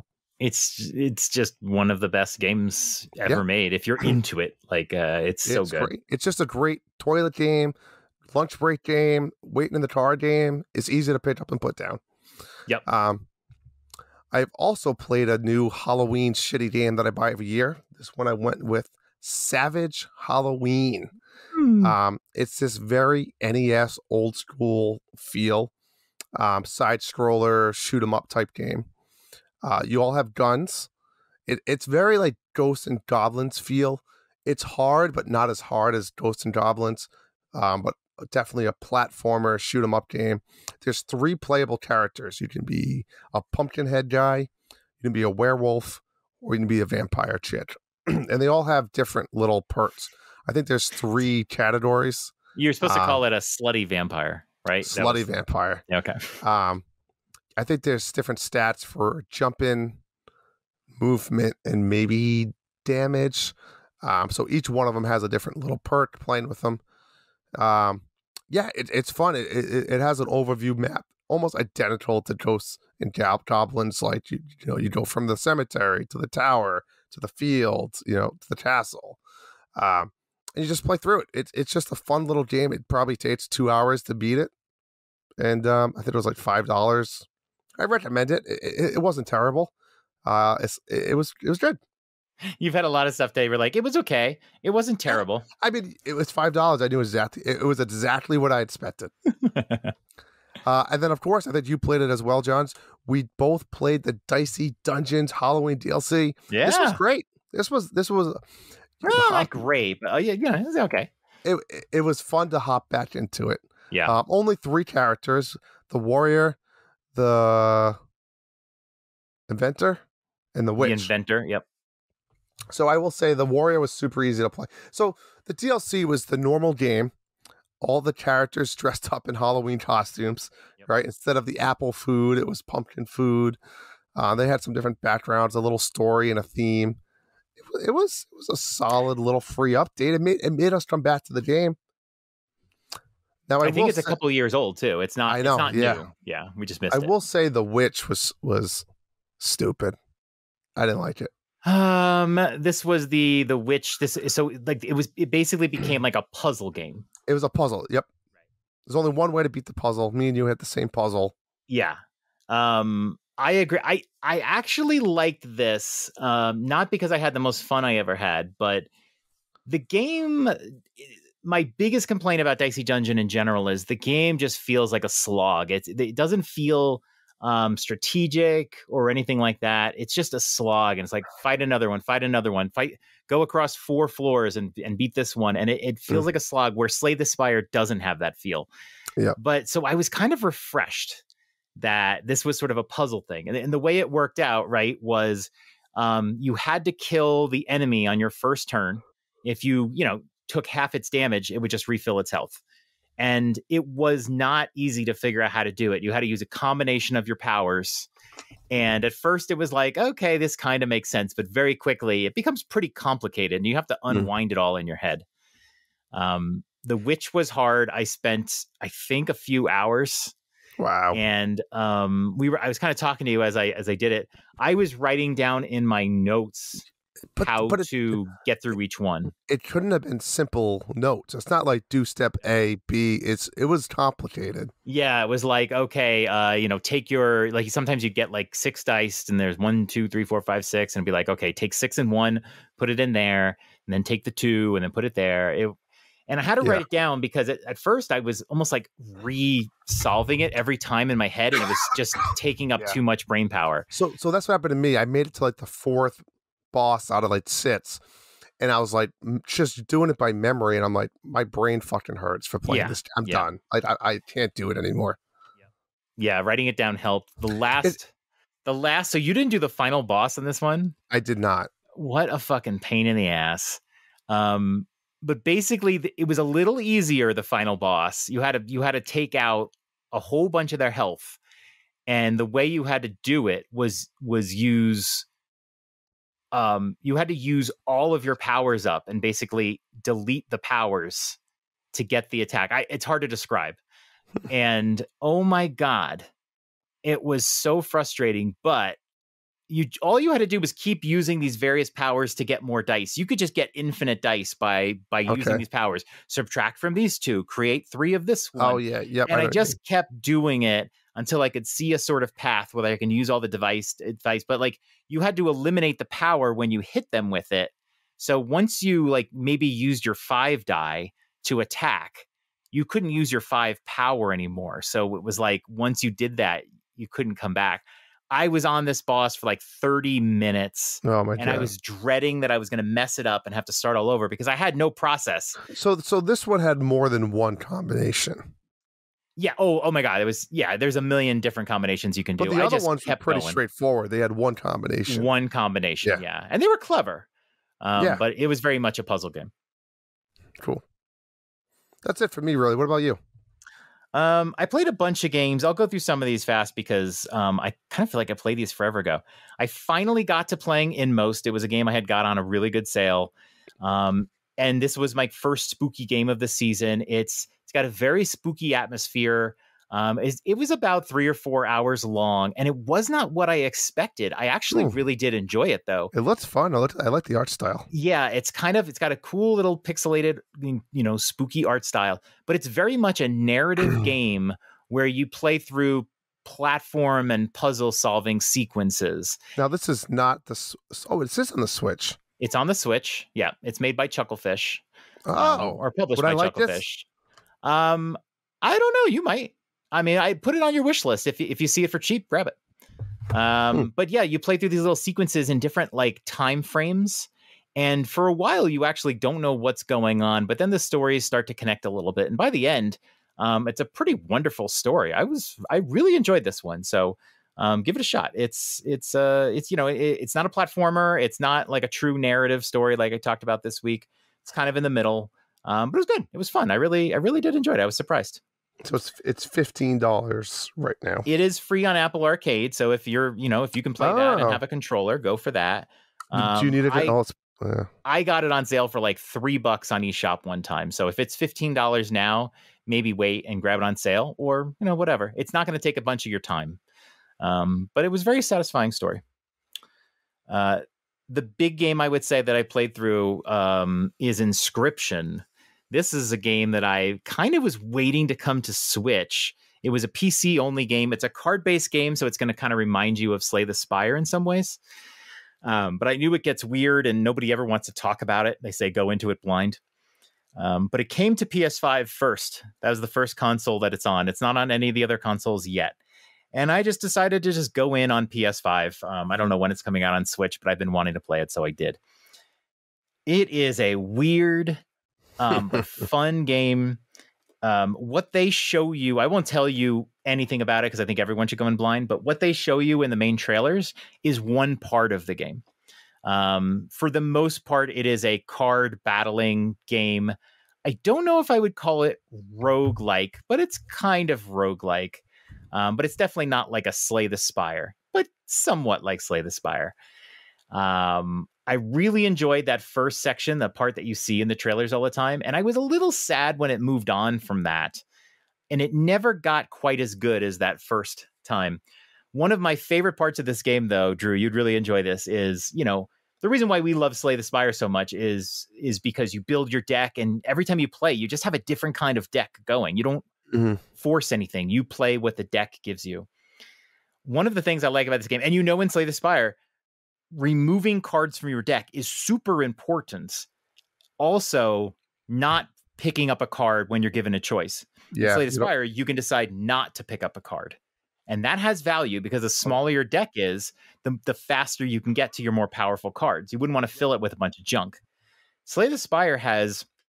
their cards have like a power, like their attack power, and a defense. So how many times they can get hit. And then they have what's called a sigil, which is sort of like a special power. There's a bunch of them, right? Excuse me. One of the things you can do in this game as you're going along the path, just like Slay the Spire, and you choose which path you want to go, is you can take the sigil off of one card and burn it onto another card. So you basically can give that sigil a second sigil to that card. And so it actually gives you two things. It gives you that sigil on that card, but it also lets you delete the first card. You just take the sigil off of it. And that was just such a fun strategic thing to do, because I would take a card like the Mantis. And the Mantis can attack to the left, to the right, and forward. So basically they attack 3 times. And then you can put that on a really powerful card. And so at one point in the game, they take pictures of you and you make cards and you put names on it. I had a card called Drew. You were my card. Nice. And you like attacked for 7 and you had defense of like 6. And I, at some point, took the Mantis and burned it onto you. And so you were just this monster card. Love it. And if I got you first in the game, I just put you on the board and just win the round. It was great. It was fantastic. I love that. You definitely can get some OP cards. It was a lot of fun. The other strategy for the game is you can sacrifice your card. So imagine taking a Slay the Spire card that can attack for like 3. And you basically put it on an altar and say you can up its attack power to 5. But that's not it. You can choose to up it again. The first time you'll always get it, it'll be 5. Yep. But you can try it again and maybe you get to 7, and you can try it again and maybe get up to 9, and you can try it again and maybe the card will die. Whoa. So there is this risk reward thing going on where you're like, look, I just got this card. I didn't really need it. I'm going to like sacrifice it a few times and just make it really powerful. I like that idea. Or you get this card and you go for it and it dies and you're like, shit, I lost it. It's gone. So it was just really fun. I really loved that part of the game. Once you finish the game, you can actually sort of play that mode on its own. It's something they call Casey's mod, which Jesse has talked about. And it becomes more of a roguelike version of the game. So I'm going to come back to this game. I'm not going to play through it again, but I'm going to play through the Casey's mod stuff. That's going to be sort of my long term for this game. And if it comes out on Switch and it's a good port, I might just buy it for Switch and then just use that to play Casey's mod. Yeah. I don't know how much replay value this game has, but yeah, I love that. And then I'll lump all these together. I have played through Curse of the Moon 2, and Bloodstained. I'm like right at the end of Bloodstained. I wanted to finish it tonight and I didn't. Bloodstained is the sort of Castlevania game. It's made by the person who made Symphony of the Night. And Curse of the Moon were these 8-bit versions of it. Not of the whole game, but they're kind of 8-bit inspirations. And they play so much like the original Castlevania. A lot of fun. I've played Curse of the Moon many times before. I've beat it many times. I unlocked all the modes this time. That was my big goal. I never had played Curse of the Moon 2, and I really liked it. It kind of improves quality of life in everything on there. So I really liked it. I only played through one loop of it. It's much harder than the first game. But I highly recommend both. They're so good, especially if you love retro games. They're really good. And then I played Bloodstained again. I had played it on the Switch and enjoyed it. It looks a lot better on PS5. It's currently on PS Plus Extra, so you can play it for free if you have a subscription. And I'm right at the end. I really enjoy it. It does have its flaws. A lot of times you get to a point where you beat a boss and then you just don't know where to go next. It's not as intuitive as like a Metroid Dread. But I really love the game when you're actually playing and know where you're going. It's really enjoyable. So I love this whole series, and I'm going to finish that one probably late tonight or tomorrow. Nice. But I played all those. And the last little thing I did was I played the new bonus content for Toem, which is the photography game. Yep. They put out a bonus little area. Wonderful. What a wonderful Toem is a wonderful game. I recommend it to everybody. And if you love completing games, it's great. And then this bonus content was just more of the same. Absolutely lovely. Can't recommend it enough. Toem, Toem, so good. It's such a good, chill game that's fun and challenges you to find things and take pictures and all that stuff. If you like chill games but you want gameplay, it's just so good. That's what I've been playing. And now, one last thing. So one more thing we want to do tonight, John, is I want to talk about our favorite, not only our top 10 favorite spooky games of all time. It might not be your best games, your favorite games, maybe not your scary games. It's just spooky themed, right? Halloween themed, a little dark, a little fun, whatever it might be. So why don't we do this? Why don't we just kind of we'll start at number 10. We'll go back and forth until we get to our number 1.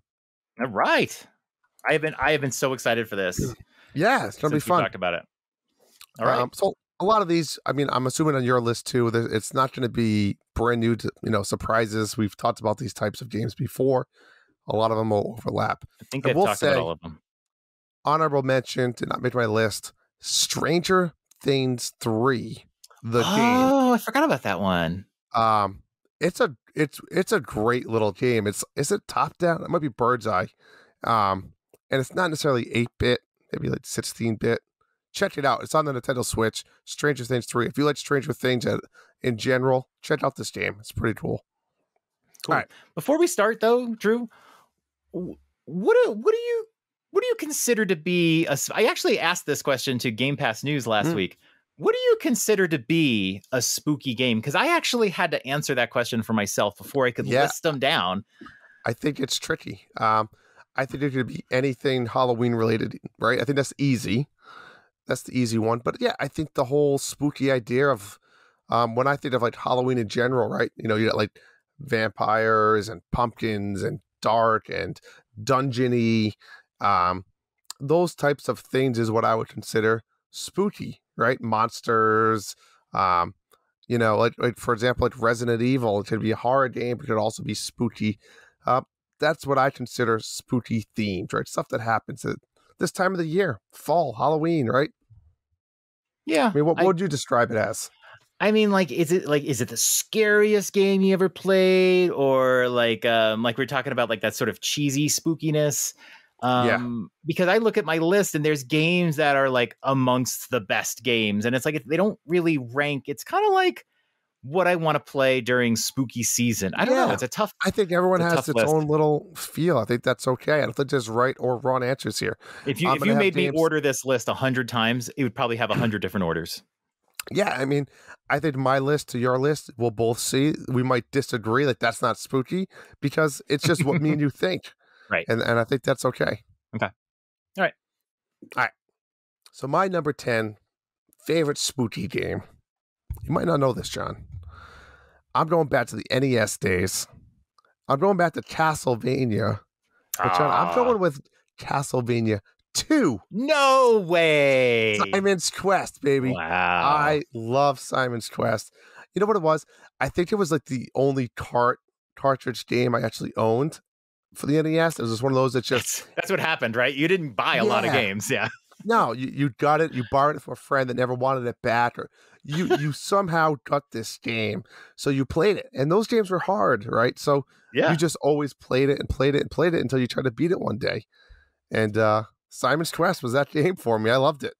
I've never played. I've played a little bit of it. I've always wanted to play through it though. Ever since AVGN did his video on it, and I get tempted to buy the collection on Switch just to play it. But I've always wanted to play through that game. Yep, that's a good one. My number 10 is going to be my favorite game on the GameCube. It's going to be Eternal Darkness. Yeah. This is a spooky game. It's kind of a I don't know what you would call it. Not a thriller, but it's not a horror game, but it's creepy and scary and something you don't want to play in a room.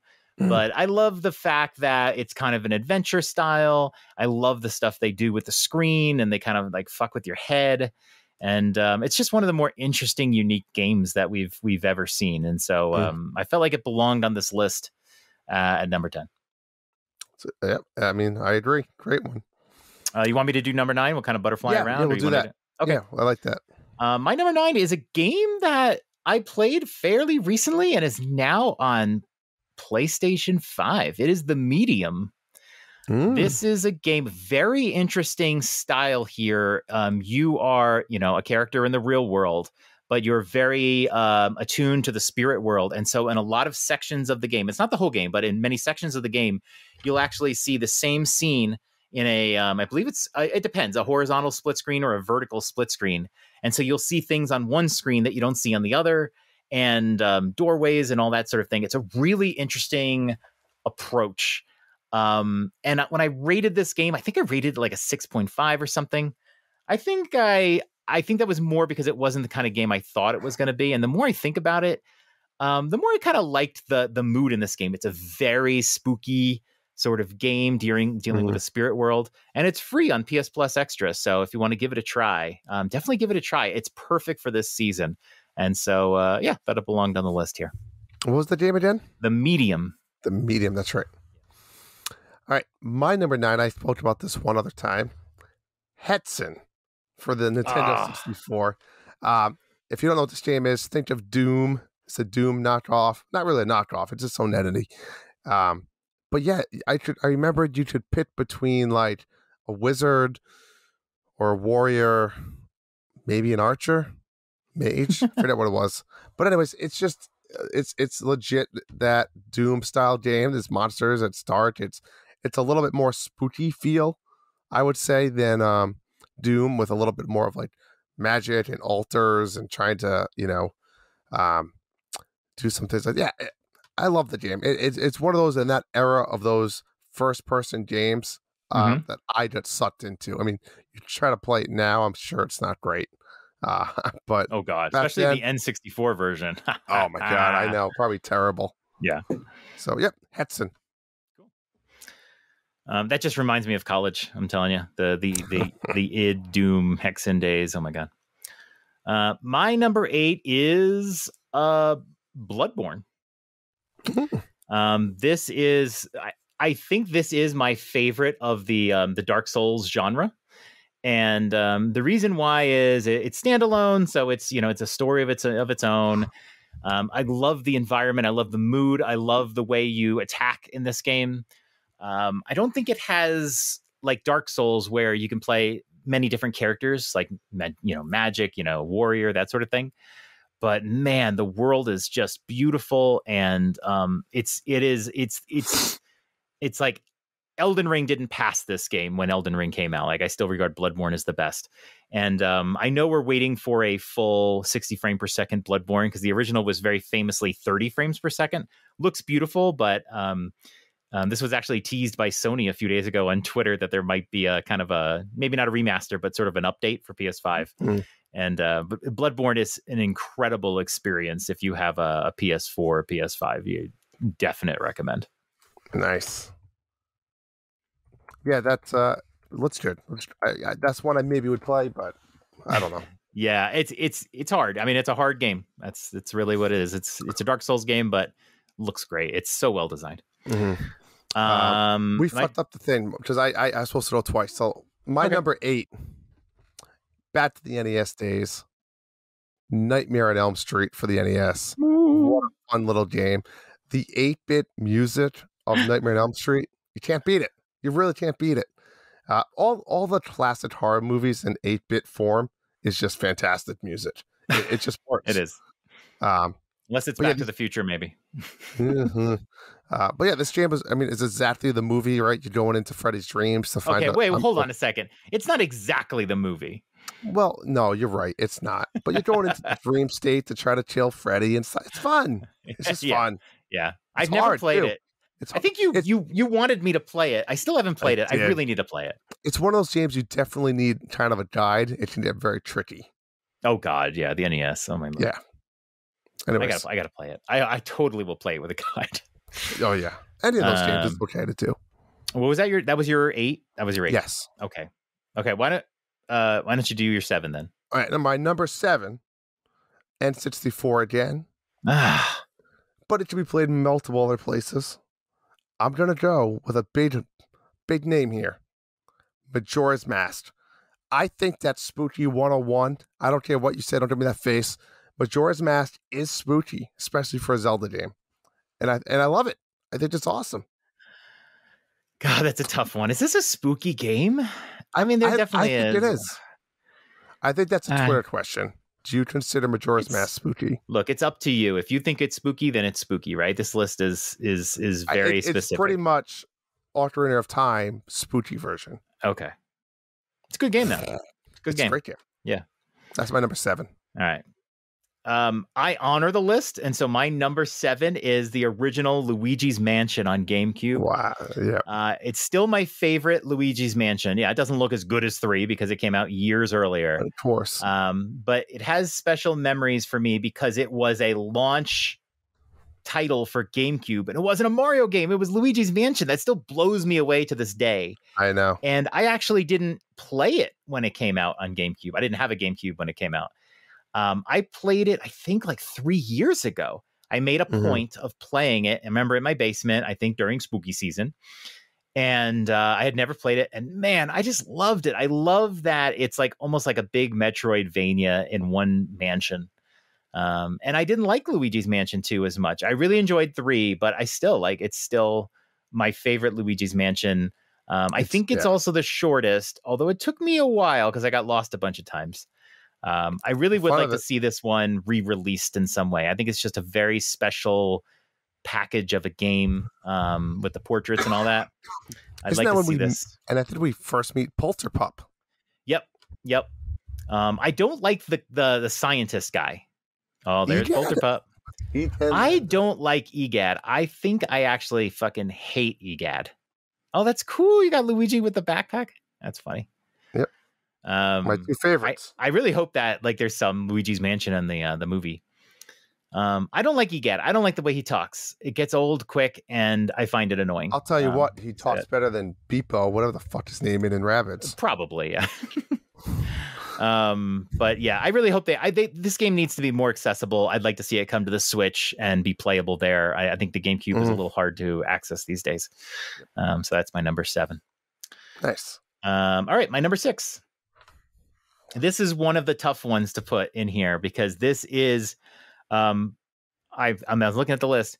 This is still the scariest I've ever been playing a game. Okay. But it's 6 on my list. Zombie U. Wow, that's on my honorable mention list.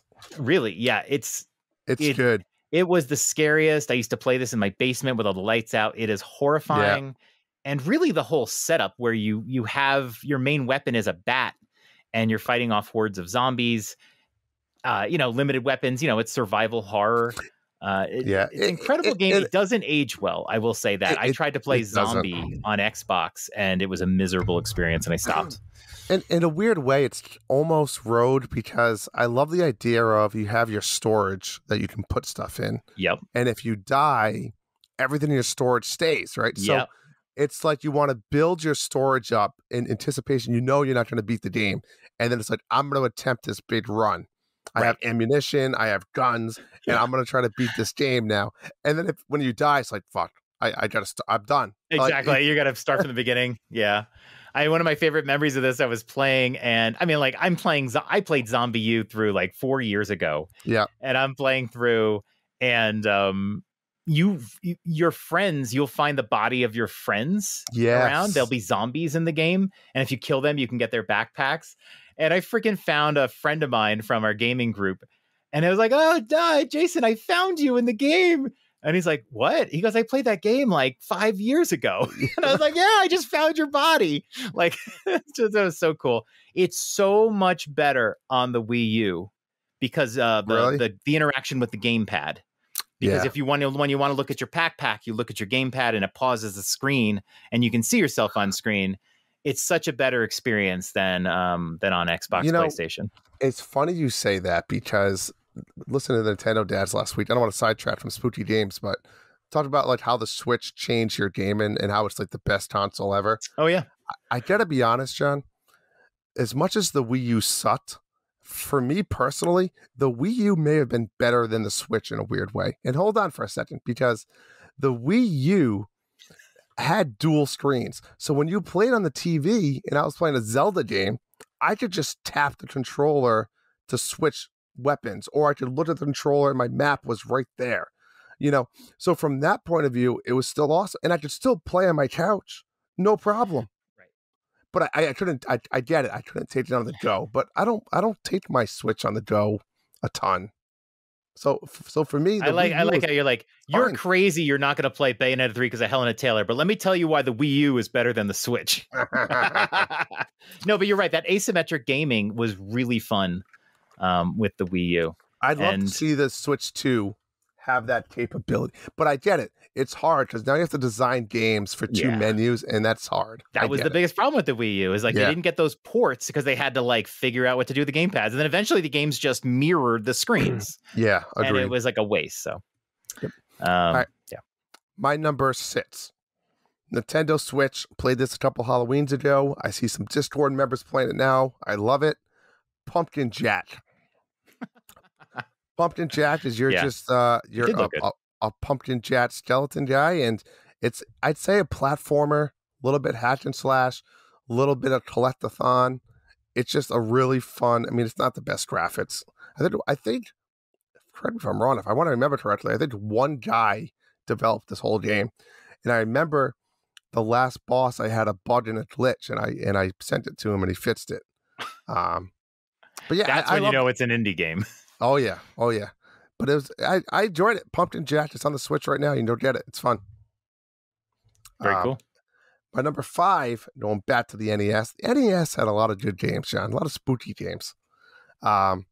Maniac Mansion. Oh, Maniac Mansion. Need to play that. I need to play it. It's just great. It's that King's Quest feel of it. It's exploring and clicking things and what's going to happen and discovery and what happens if I do this versus what happens if I do that. And back then, I mean, we had King's Quest, but we never had anything like that on a console. And this was like kind of the first time they got it to work. I mean, they had King's Quest on Sega Master System, but that's okay. I won't remind you. But that was after this, wasn't it? No, I think it was before. Really? Well, the Sega Master System was. No, you might. I'll actually look at it and see, but it doesn't matter. I mean, like we didn't have that. I think the NES had Maniac Mansion and it had King's Quest 5. I don't know which came out first. I think Maniac Mansion came out first. Okay. But yeah, like this, they didn't translate well to console, but no, I want to play it. I want to play it. It's a good spooky game for you. If you used the guide, you probably could beat it in 2 hours. I would play it without a guide for a while, and then once I got sick of it, and I probably would, because it's when you play those games and you go between all the rooms, and you're like, I've been in this room 8 fucking times. Then I'll grab a guide, but I'll try it without a guide and see where I can get. Cool. Nice. All right, my number 5. We have our first overlap. Ooh. But I bundled these together because they are so close and whatever. Castlevania / Bloodstained. I think Castlevania 1 is always going to kind of be my favorite because I played it so much as a kid because I never could beat it. And so I just played it over and over and over and over again until I finally beat it when I was a freaking adult. But the Castlevania games, 1, I never played 2 really, but 3, 4. I haven't played Bloodlines on the Genesis. That's one I really want to play. And then I really didn't play many games after that, but I played Dracula X, I believe, on the PSP. And yeah, Curse of the Moon and Bloodstained Ritual of the Night. So all of these games I lumped together, you and a whip and candles. I mean, really, that's it. Yeah. Absolutely great games. But yeah, Castlevania will always be one of those special games on the NES, just one of the iconic games on that system. So that's my number 5. My number 4 is a game you've been playing recently. Oh yeah, Resident Evil 4. Wow. It's still. That was the first Resident Evil game I ever played. It got so much hype on the Wii. The storyline, it's so good. I just wish I could play through it. It's just you can't. Yeah, it's hard. It was a GameCube game, right? I think I played it on the Wii. Yeah. I definitely played it on the Wii, I should say. So much hype. That was the first one I played. I loved it to death. And then I really didn't play any other Resident Evil games for a long while until I think Revelations 1, I think I played on the Switch. I really haven't played many Resident Evil games, but that one, it's just so special and so well made. It was so perfect on the Wii. And even though I could probably never replay it on the Wii, I'd probably just play it on the Switch or something. Just really good memories of that game, playing that with my wife. Have you seen those movies? What movies? Resident Evil movies? No, I haven't seen any of the movies. See, that's a good put on while you're working movie this week. Yeah, I wonder if they stream. They made a bunch of them. I don't know. I don't know about some. I don't know if I've seen all of them, but they're fun to watch, especially if you're working. Yeah. Like you'll pay attention and you have to pay attention. Like, you don't have to focus, I feel like. I know. Sometimes I describe movies or things that I watch while I work to Michelle, and I'm like, and then this happened, and I don't know really how it happened, but something happened, and then I was busy at the time. Except for Fear Street, you just realize you push your computer to the side and you just... Oh, the second and third ones I watched, I had the day off, and I just concentrate on it. Oh my God. Yep. All right, number 3, and we get more interesting. I didn't do my number 4 yet. No, I think I have to. Oh, okay, you're right. Yeah. You do 4. So my number 4, NES again, John, but also a Switch reboot. You know, this is a game you love. Ghosts and Goblins. Oh, that's right. The reboot was fantastic. They did that with the Still Tree and stuff they did. But this game is just so hard, but also so rewarding, right? I don't think it's unfair, even though isn't it known as one of the hardest games they say of all time? Yeah, especially because you couldn't save it in the NES days. Yeah, you had so many lives and that was it. But it's just a fun game. I think it's so fun to explore and see what the next zone is going to be. I mean, the different weapons give it a little bit of extra. Most people's experience is they get stuck in a zone forever. They never see the next zone. I'll never forget one of the monthly mayhems we had. Yep. Right, and you had the points based on how far you could get. Mm-hmm. Ghosts and Goblins, and as I said, the Switch reboot was just as good. Yeah. I enjoyed it, and I think I beat it, but like I didn't play it as long as I thought I would. I didn't like unlock all the paths. Yeah, I beat the game, and that was pretty much it. Yeah. I agree. I thought that was a game we'd sort of live in for a while. Maybe one day it'll come back to it, but I don't know. For some reason, I didn't play it as long as I thought it did, but it was good. Yep, agreed. My number 3 game for the Nintendo Switch. John, this is a doozy. This grew our bond of each other very closely. The Witcher. Oh, yes. They're going to say Diablo. You know, I didn't think of that until now, but that's definitely spooky. Yeah. The Witcher is just everything about it. It's just the side questing alone makes that game so much fun. I think we've spoken about this game endlessly when we started podcasting. I think we've turned so many people onto it. It's The Witcher. There's not much else to say about it. I'm ready for The Witcher 2. Or The Witcher 4? Wasn't that 3? No, yeah, that's The Witcher 4. The Witcher 4, yeah. Yeah, I love The Witcher. I'm still waiting. That remaster is supposed to come, like the update for new consoles is supposed to come this year. And I'm waiting on it. That could be my Christmas game. Remember, I technically never beat it. You beat it when you beat it. I beat it, which is pretty far into it. I don't want to say it was far. I don't think it's a spoiler, but yeah, you when you finish the side quests for various female characters, you bang them. And they're pretty funny scenes. Like, I mean, in the lighthouse, pretty hilarious. Yeah. Oh. So you become sort of like, oh, I really want to keep doing, like, my girl was Kira Metz. It's like, oh, I really want to finish all these quests for Kira Metz because I want to see what the bang scene looks like. Yep. It's pretty so much. Good. So good. All right. My number 3 game is, and we're getting really spooky, The Walking Dead, a Telltale series. I should have knew that was coming. This is just classic spooky. Lots of jump scares, lots of great story, and like some enduring characters, especially Clementine, who spans all of the seasons in the game. I haven't played through the final season yet. I'm kind of saving it for some special time. But you keep thinking, like, you play the first, it's one of those games you play the first season, you're like, oh yeah, I bet the second season's like probably bad. It just goes bad. And you're like, oh, the second season's really, really good. And then like it took a couple of years, and then they had like kind of not a reboot, but like the third season had like, it didn't feel the same. And I was like, oh, I bet you it goes really bad here. And then I love the third season. So I can't wait for this fourth season. But such a great little series, and probably one I'll play multiple times, and maybe just save it for spooky seasons. That's a Walking Dead, a Telltale series. My number 2 is not any kind of niche horror game, but it is. And it's also one of the greatest games ever made. I lumped them together, The Last of Us 1 and 2. And the reason is, it is a zombie game. So, I mean, it is a horror game. It is a survival horror. I don't think it is as hard as maybe some of the Resident Evil games, that sort of thing. But yeah, you have limited ammo, limited resources, and you're trying to get through waves of zombies. I just think it's a little easier to use melee tactics in it. But man, just incredible games, incredible production values. We have the remake, we have remasters. These are games that just need to be on every system that Sony ever puts out from here on out, because they're just classics of our time. And we're getting an HBO series in 2023. Can't wait for that. Nice. So it's not only one of the greatest games ever, but also I think the number 2 spooky game. Ooh.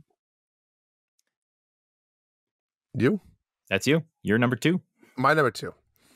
My number 2 spookiest game of all time, John. You've heard me talk about this many times. And you may argue it's not a Nintendo game, but I don't really give a shit. I'm going with it anyway. Because it's one of my favorites of all time, Alone in the Dark. Oh, John. How could I have known? Yeah. 1992, this game came out for fucking MS-DOS, probably.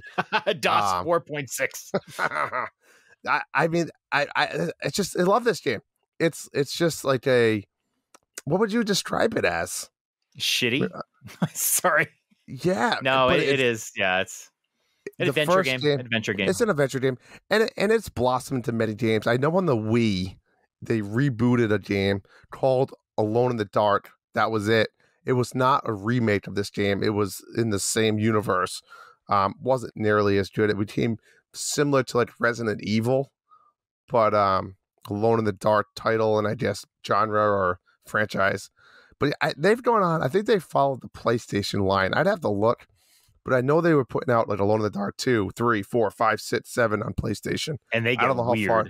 They get I don't know how far weird. they went. Yeah, but Alone in the Dark. Yeah, you're right. It's the average Joe type guy, and it's just weird monsters and ghosts. Like I don't really know how to.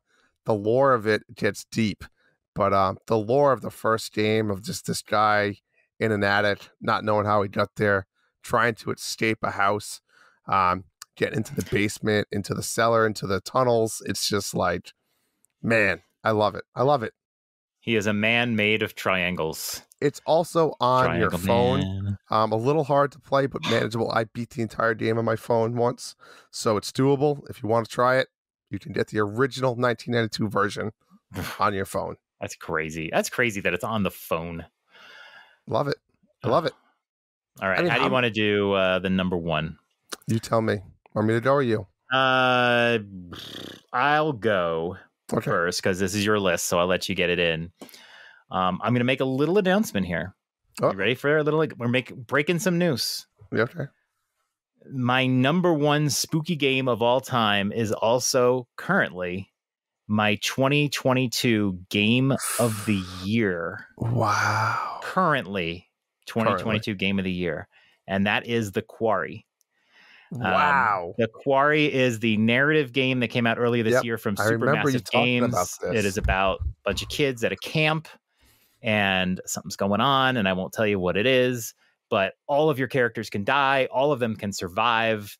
They can be, changed. And it is fantastic. And it is funny. And it is scary. And it is cheesy.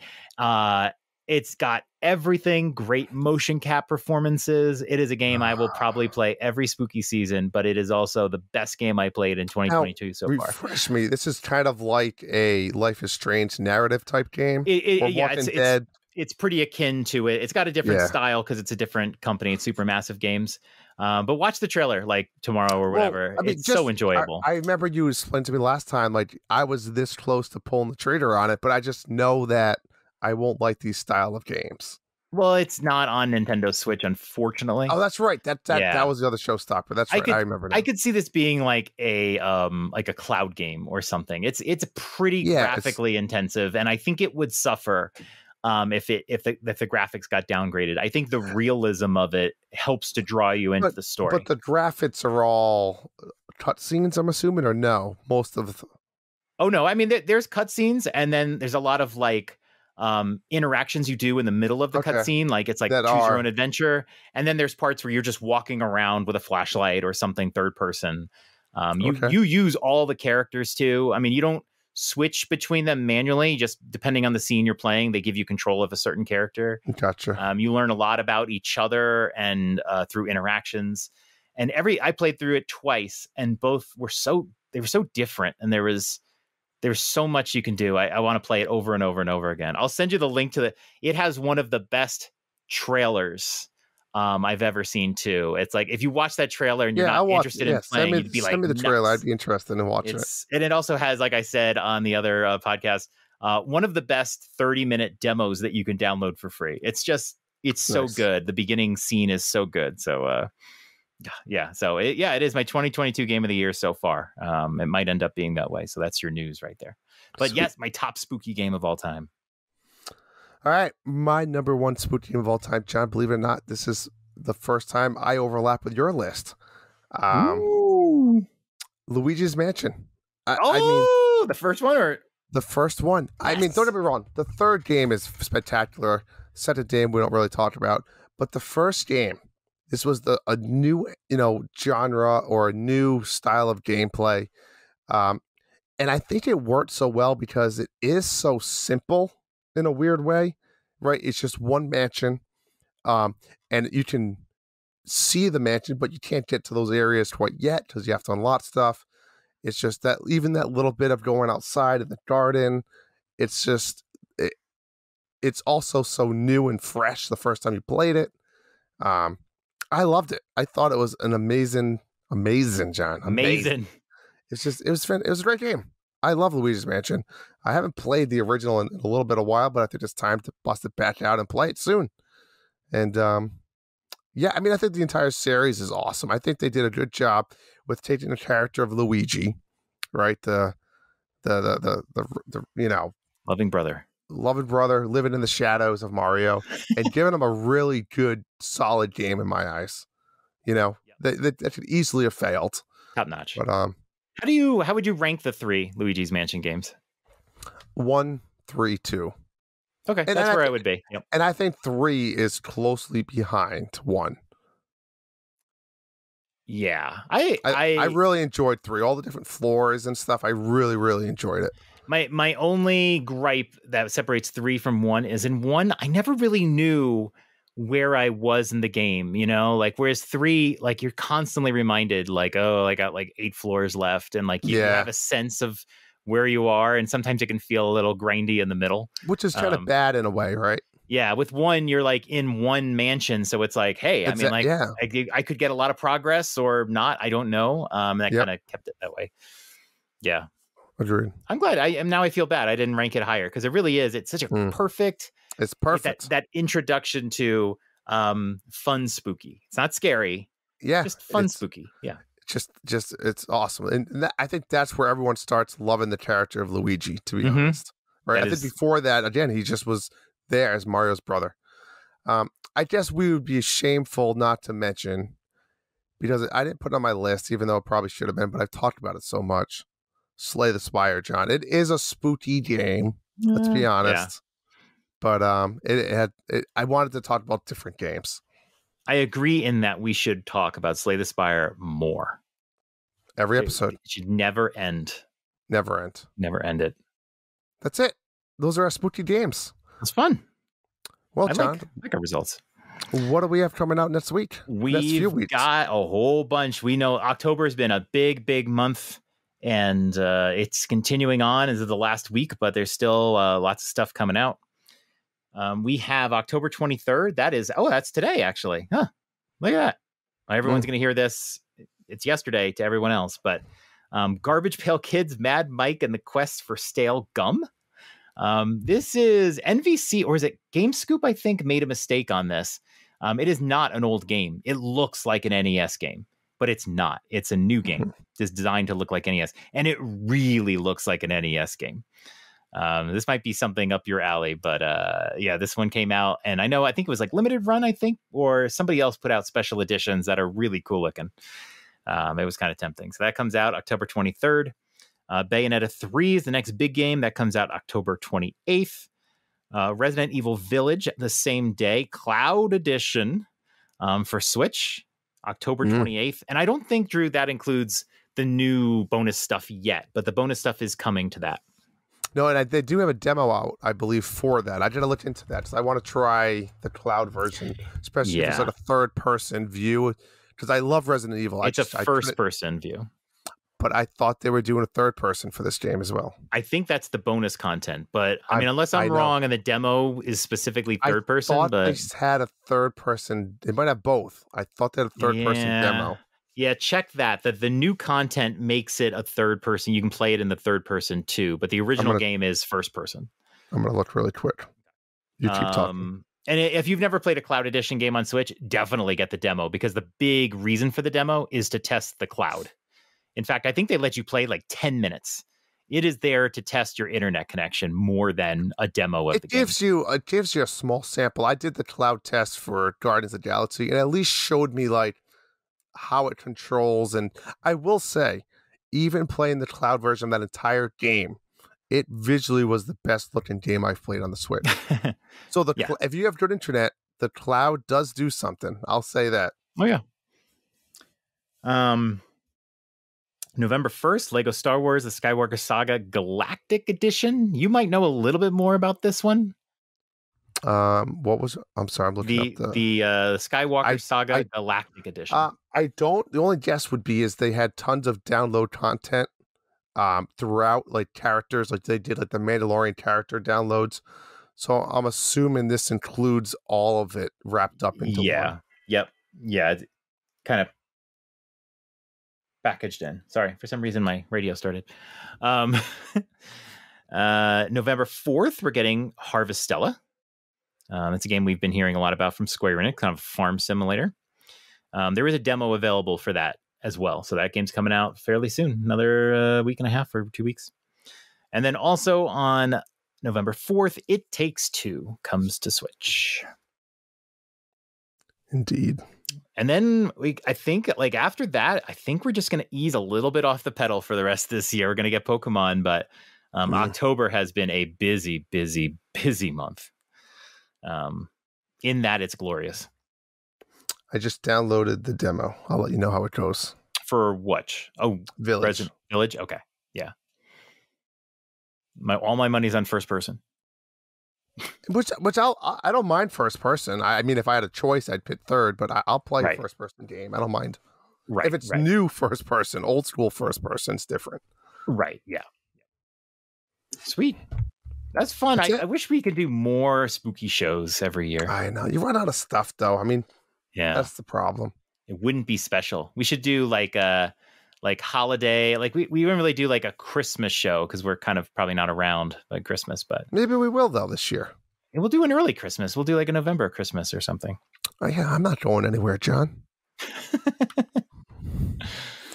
So much fun. Sweet. All right. Good stuff.